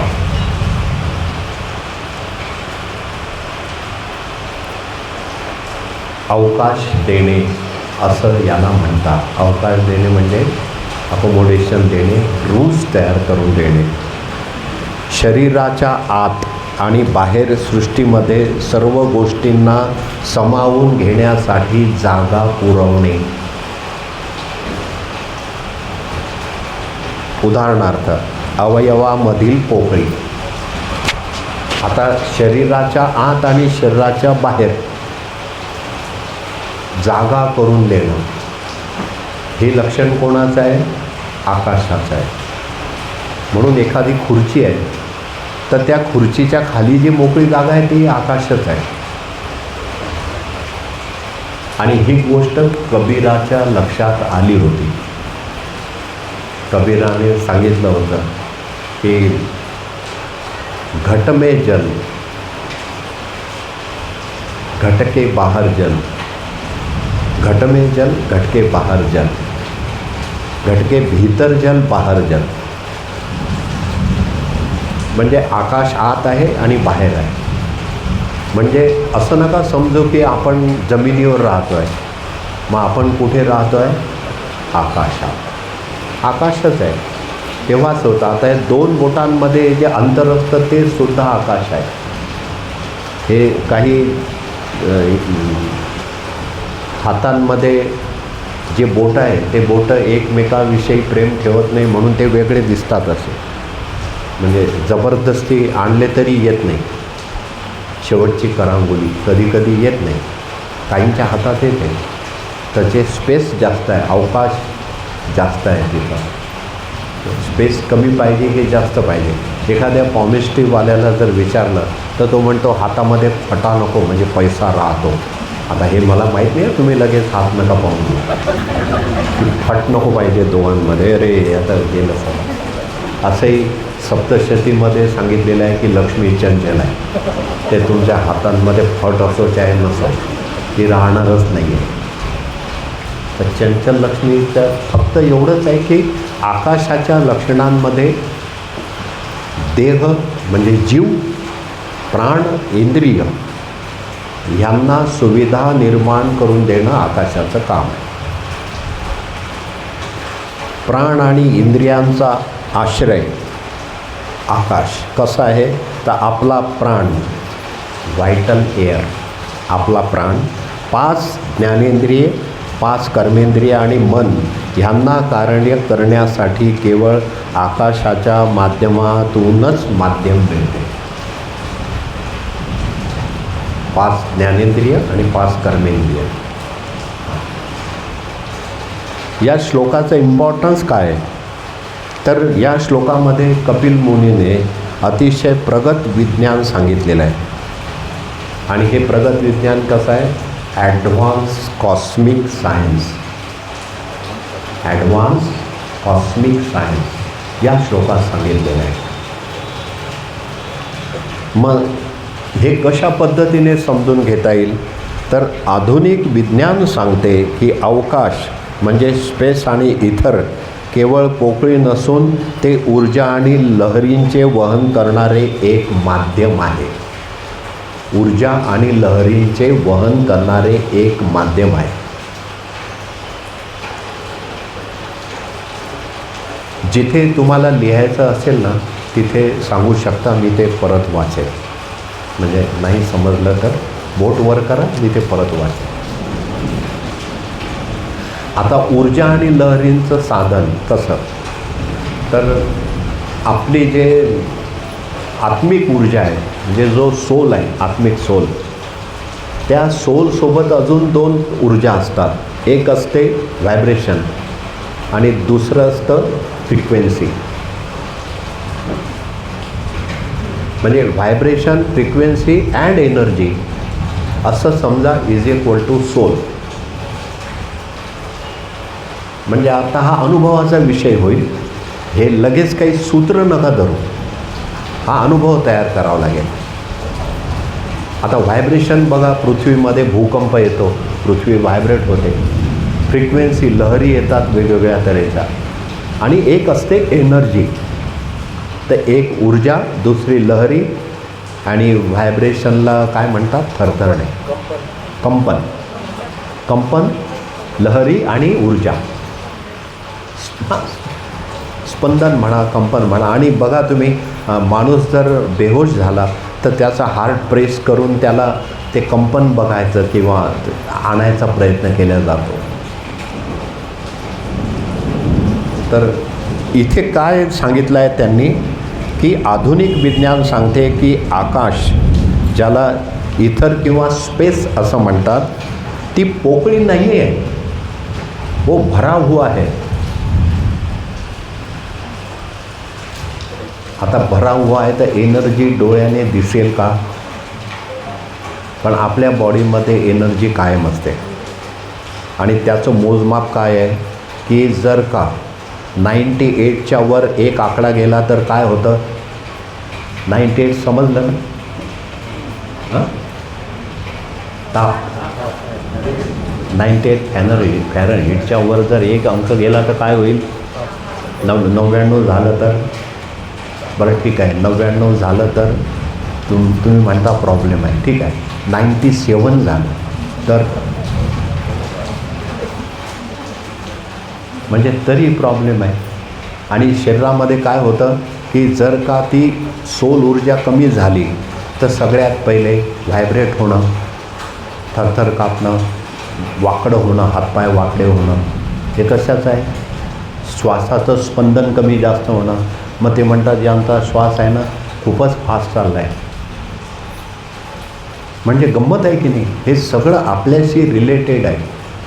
आणि हे सगळं ह्या विश्वामध्ये आहे, ते दिसत नाही म्हणून ते रिकाम आहे, असा जो भ्रम आहे तो व्यास महाराज काढून टाकतायत.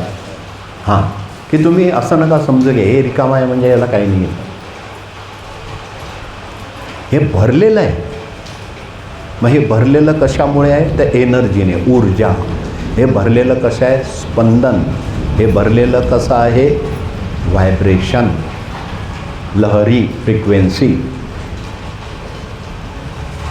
इथलं जे रेडिओ मिरची आहे याची फ्रिक्वेन्सी किती लांबपर्यंत जाते माहीत आहे काही, फ्रिक्वेन्सी रेडिओ मिरचीची? हां, म्हणजे तुम्ही मालेगावच्या पुढे गेले की बंद व्हायला लागतं, है ना? आता गेले तर लक्षात ठेवा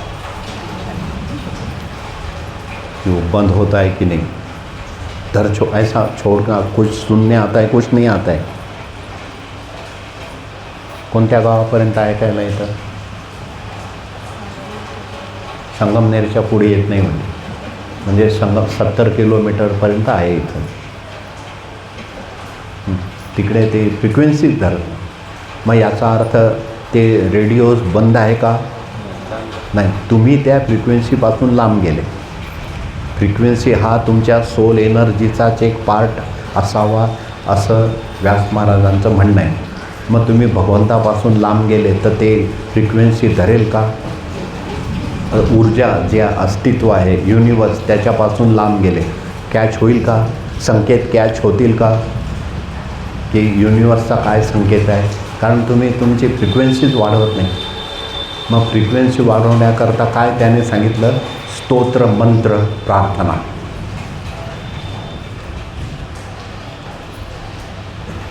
जे हवे ते अस्तित्वाकडे मागा.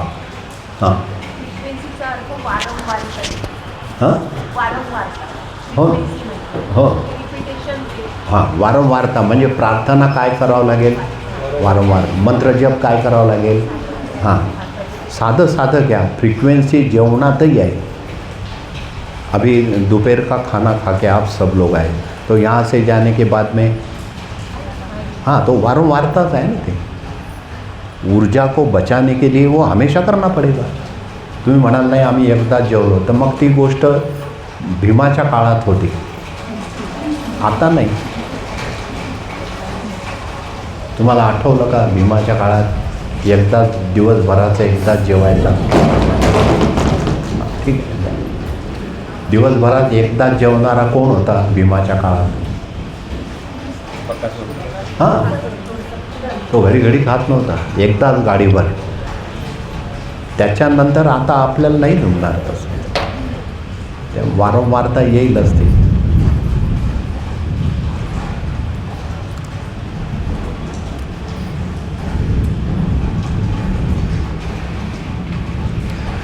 भगवंताने हजारो वर्षापूर्वी स्पष्ट केले आहे की आपल्या शरीरातील मन आणि प्राणाच्या हालचाली या आकाश तत्वावरच चालतात.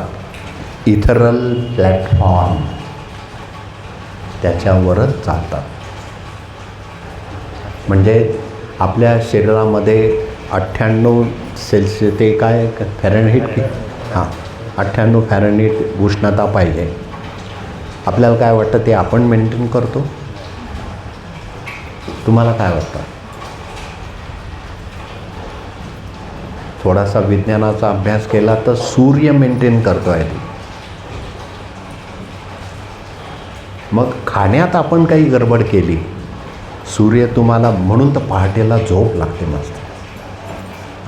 ऊर्जा एकदम कमी होऊन जाते ना, गाढ झोप लागते.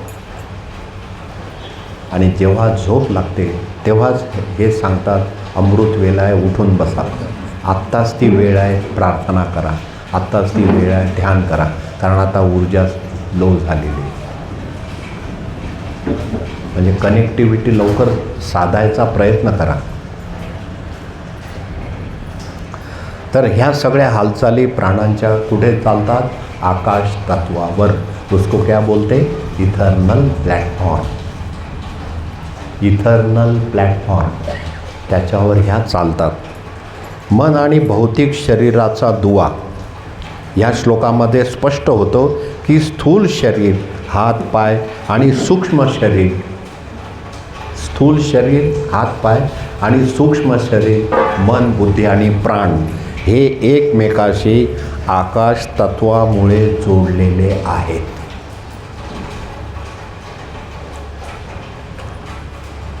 स्थूल शरीर,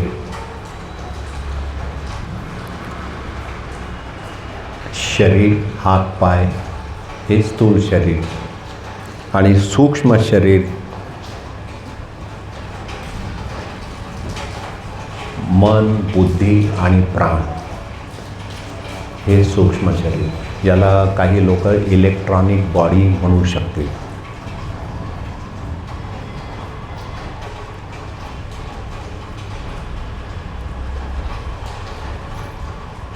मन, बुद्धि आणि प्राण हे एकमेकाशी जोड़लेले हैं. अभी देखो बहुत बार ऐसा सवाल आता है कि शरीरामध्ये प्राण कसा राहतो, शरीरामध्ये मन कसं राहतं, बुद्धी कशी राहते. तर ह्याला कारणीभूत कोण आहे, आकाश. आकाश ते जोडून ठेवतं. आणि जेव्हा प्राण बाहेर पडतो तर तो सगळीकडे समाविष्ट होतो.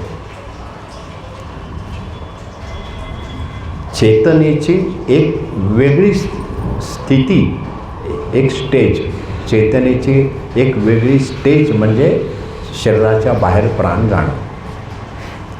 पण त्यावेळेला ते धरून कोण ठेवतं, आकाशच धरून ठेवतं.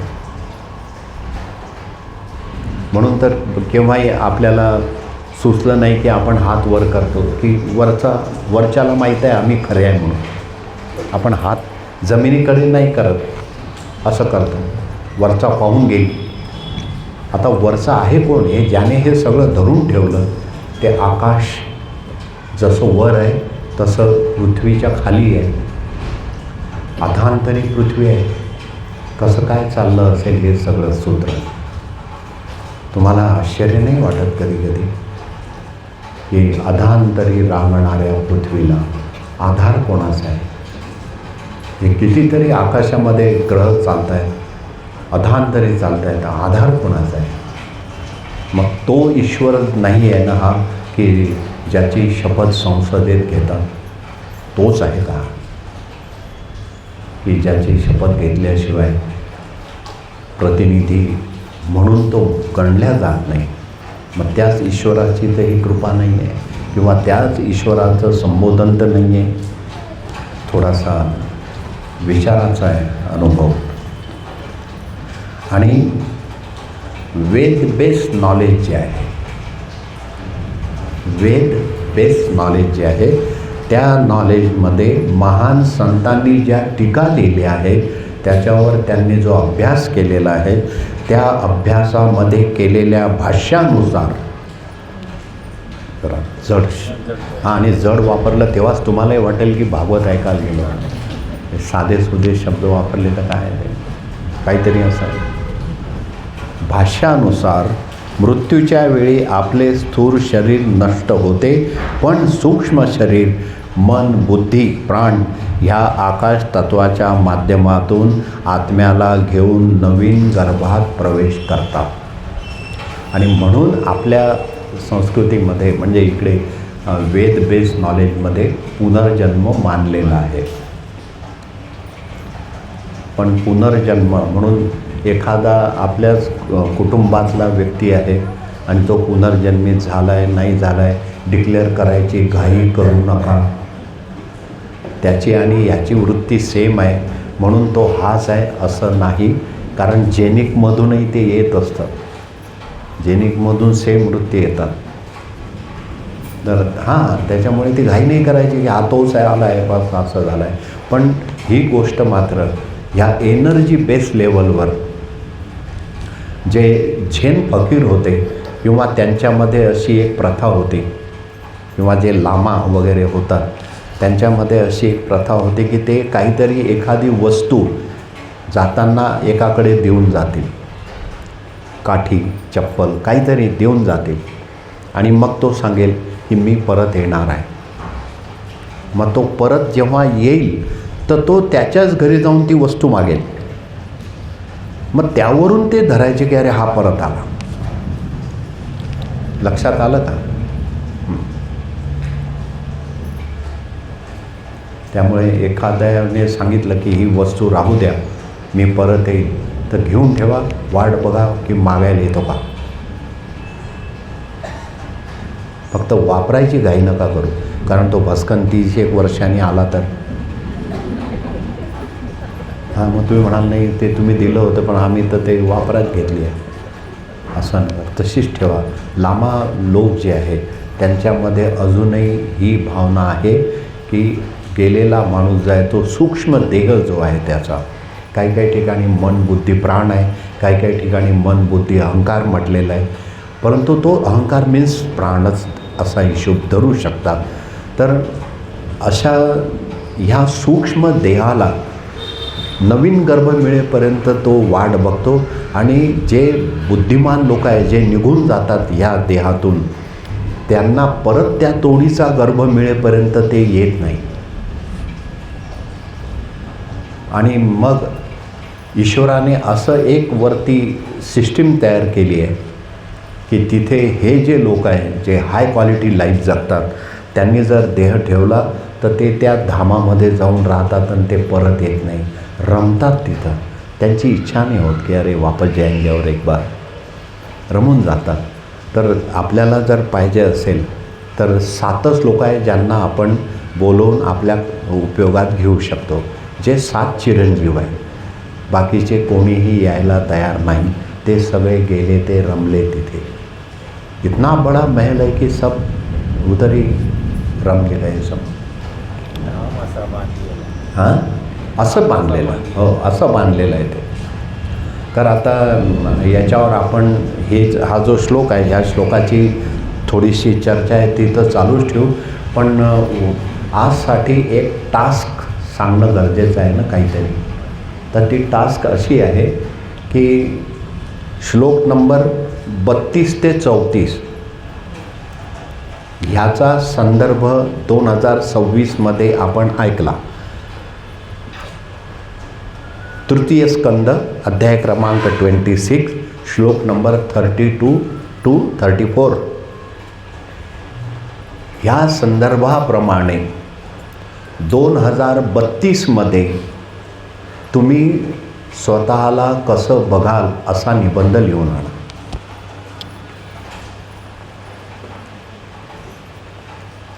अजून 6 वर्षांनी. हां,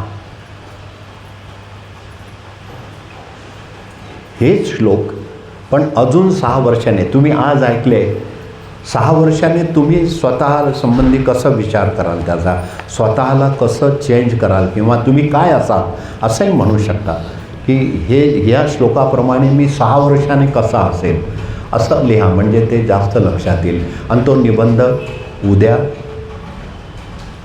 5 वाजता पाहिजे. तुम्हाला निबंध लिहिणं जमेल का? नाहीतर दुसरी आयडिया सांगू का? त्या संबंधी स्वतःला एक पत्र लिहा.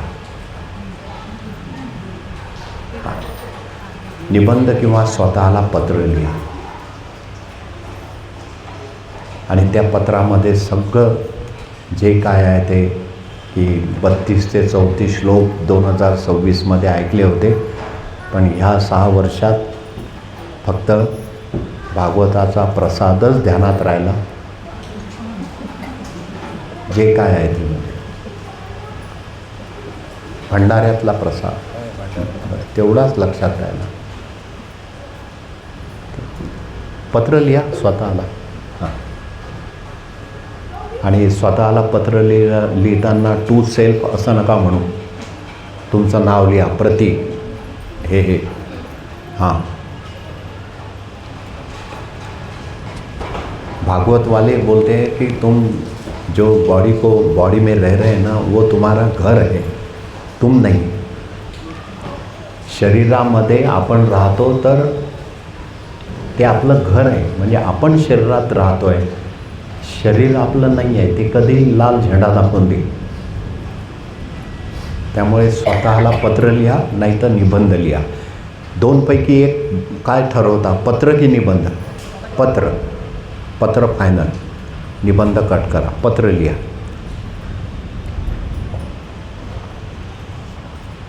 संदर्भ लक्षात आला?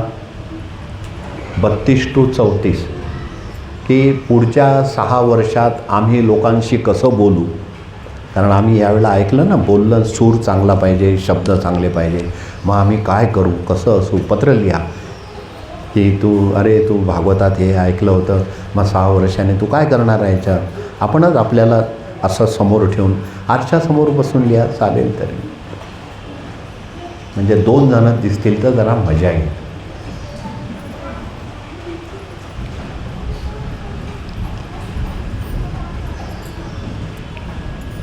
तर पुनर्जन्माचा वैज्ञानिक आधार समजला की ह्या सूक्ष्म देहाला आकाश धारण करतं. हा संवाद विष्णूंचे अवतार भगवान कपिल आणि माता देवहूती यांच्यामधील तत्त्वज्ञानाचा भाग आहे. ही नुसती चर्चा नाही आहे, फिलॉसॉफी आहे आणि त्याचा एक पार्ट आहे.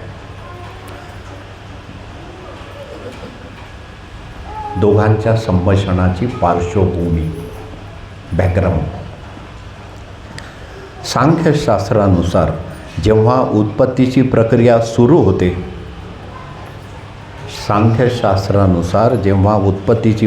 सुरू होते, तेव्हा शब्द तन्मात्रापासून आकाश निर्माण होते. या श्लोकात कपिल मुनी आकाशाचे नेमके भौतिक आणि मानसिक अस्तित्व काय आहे याचा इतिहास व क्रम स्पष्ट करत आहेत. मानसिक आणि भौतिक.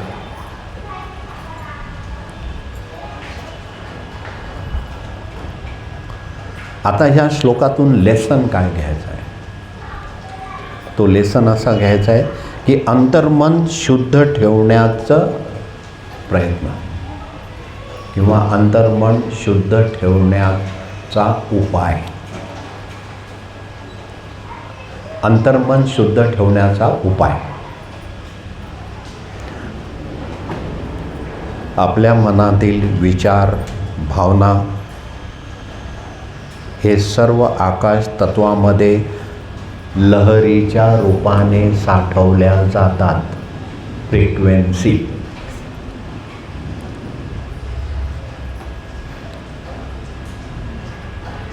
आपल्या मनातील विचार, भावना आणि इच्छा. त्यामुळे विचार शुद्ध म्हणजे सपोर्टिव्ह असणं, भावना शुद्ध असणं आणि इच्छा, 3 गोष्टी आहेत. थिंकिंग, फिलिंग्ज अँड विलिंग ह्या 3 गोष्टी आहेत. त्यामुळे सतत वाईट विचार आले तर सावध होऊन जा. लगेच एखादा महामृत्युंजय मंत्र जप करायचा किंवा वाईट विचार आला तर तोंड बंद ठेवायचं, बोलायचं नाही. वाईट विचार आले की सावध होऊन जा. पण वाईट भावना तयार झाली तरी सावध होऊन जा, कारण त्या सगळ्या तुमच्या स्टोअर होतात. आणि वाईट इच्छा तयार झाली तरीही सावध होऊन जा. कोणाही जीवाचा नगडो मत्सर. सर्वांची पूजा करायचा अधिकार पाहिजे आहे काय? तर कोणाही जीवाचा नगडो मत्सर मर्म सर्वेश्वर पूजनाचे. पूजा कोणी करावं? की ज्याच्या मनात मत्सर नाही आहे कोणा जीवाविषयी. हे मर्म आहे म्हणतात. हे मर्म जर समजलं तर मग तर मन, विचार, भावना, बिवना हे सगळं शुद्ध करायची गरजच नाही. ते ऑलरेडी शुद्ध होऊन जाईल. 3 गोष्टी आहेत. थिंकिंग, फिलिंग आणि विलिंग. ह्या लहरीच्या रूपाने साठवल्या जातात. त्यामुळे आपण जर आज विचार केला उलटा तर तो जमा होईल. त्यामुळे तो जमा होईल अशा भावना जर आज लक्षात आल्या तर विचार, भावना आणि इच्छा अलर्ट होऊन जा की एक आमच्याकडे निर्माण होत आहे. की एखादा निगेटिव्ह किंवा घातक विचार माझ्याकडे येतो आहे तर हे स्वतःला सांगा की हा विचार माझ्याकडे येतो आहे, पण हा विचार म्हणजे मी नाही आहे. हा माझ्याकडे आलेला आहे. ह्या भावना माझ्याकडे तयार होत आहेत, पण ह्या भावना म्हणजे मी नाही आहे. अशी इच्छा माझ्याकडे तयार होते, पण ही इच्छा म्हणजे मी नाही आहे. कारण आपल्याकडे विचार आला म्हणजे आपण विचार वेगळे आहे. म्हणून आपण नेहमी सकारात्मक आणि भगवंतासंबंधीचे विचार जपले पाहिजेत. सकारात्मक.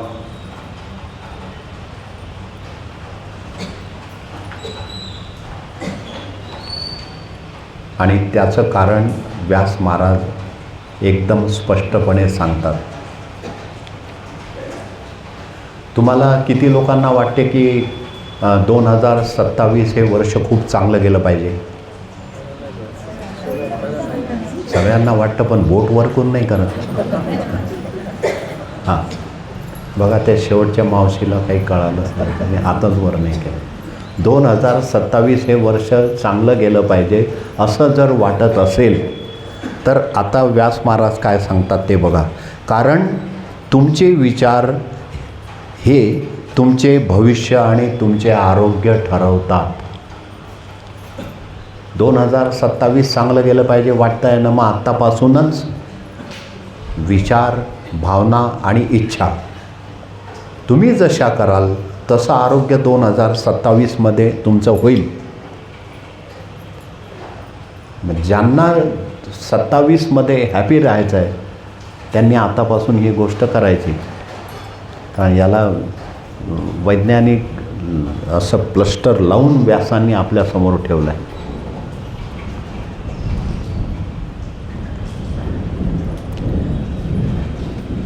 दोन 2027मधलं काय काय चांगलं होईल? भविष्य सगळ्यात पहिलं. नंतर 2 आरोग्य. 2 गोष्टी. पण केव्हा? जेव्हा विचार, भावना आणि इच्छा आत्तापासून शुद्ध ठेवायला लागाल. त्यामुळे तुम्ही एखादी गोष्ट ठरवली किंवा कमिट केली की बुवा मी ही कारल्याची भाजी खाणार नाही, परंतु तुम्ही गुपचूप खायला लागले, तर असं नका समजू की ते एनर्जी एक आहे ना. हां, बरेच लोक गोदावरीत जाऊन तंबाखूची पुडी चुना सोडून देतात आणि काल परवाच मस्त एकत्र करून खात बसले. अरे म्हटलं ही कशी काय आली? तर मग ते म्हणतात नाही नाही वो ऐसी बहते बहते आ गई. नदीमध्ये टाकली ना की मग ती कुठेतरी समुद्राला भेटणार.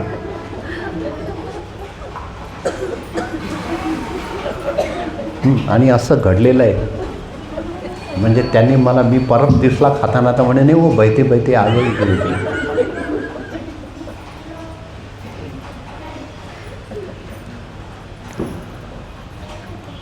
भविष्य आणि आरोग्य चांगलं ठेवायचं असेल तर यातलं लेसन जो आहे तो हा दिला आहे. नंतर त्यांनी सांगितलं की आपली इंद्रिये आणि प्राण आकाशाचा आश्रय घेतात. हे अगोदरच्या याच्यात पाहिलंच आहे, ह्या श्लोकातला पार्ट आहे. जर आपण आपले मन आणि वातावरण, आपलं मन आणि वातावरण म्हणजे काय? स्पेस. हे जे आहे नामस्मरण किंवा चांगल्या विचारांनी शुद्ध ठेवले तर आपली इंद्रिये आपोआपच चुकीच्या मार्गापासून रोखली जातात. चुकीच्या मार्गावर जाण्यापासून रोखली जातात. त्यांना दमन करायची गरज नाही, ते आपोआपच संयमित होतात. तुम्ही ते ट्रॉली पाहिली आहे का एअरपोर्टवरची? ती अशी खाली दाबले की ढकलल्या जाते, पण तुम्ही सोडलं की ते आपोआपच ब्रेक लागतो. त्याला असं हाताने ब्रेक मारायची गरज नाही, तुम्हाला सोडायची गरज आहे की नाही? दाबून धरलं की मस्त चालते, पण तुम्हाला नको असेल तेव्हा हात काढून घ्या, नीट आहे, लगेच थांबते. नहीं तो कार को तो पैर से ब्रेक दबाना पड़ता है, उसको वो भी ज़रूरत नहीं, सिर्फ छोड़ने की ज़रूरत है तो ब्रेक लग जाता है.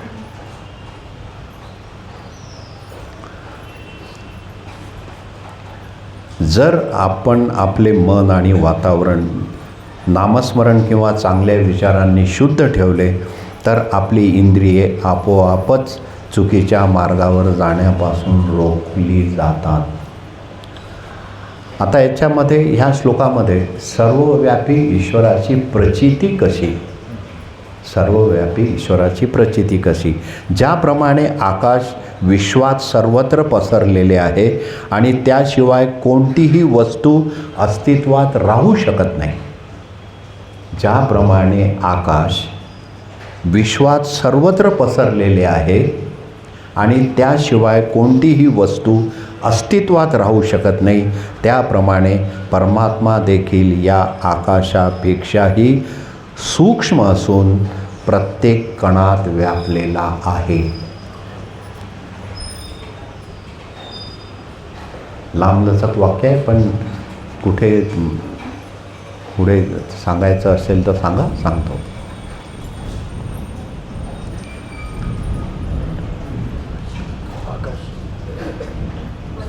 परत वाचतो.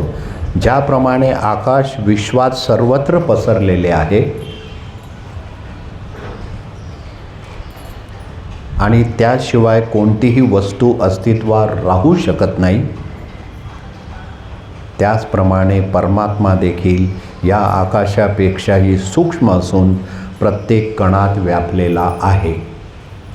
आकाशापेक्षाही सूक्ष्म आहे आणि तो प्रत्येक कणात व्यापलेला आहे.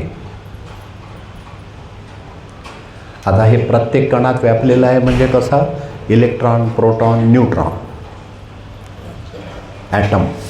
ॲटमनी आपली बॉडी बनलेली आहे. आपलं शरीरच इलेक्ट्रॉन, प्रोटॉन, न्यूट्रॉनपासून बनलेलं आहे आणि तो असा व्यापलेला आहे. मग तो व्यापलेला आहे तर आपली जी चेतन शक्ती आहे ती कशी मोजायची किंवा कशी विचारात घ्यायची? तर ऊर्जा, स्पंदन आणि व्हायब्रेशन म्हणजे लहरी, स्पंदन आणि ऊर्जा. आणि बरोबर ह्या सगळ्या गोष्टी लिंकअप होतात.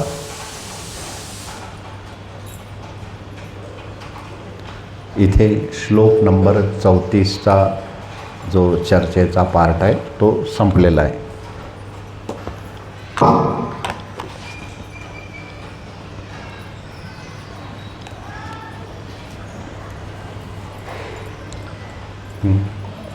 गर्दीत हरवणी घेऊ.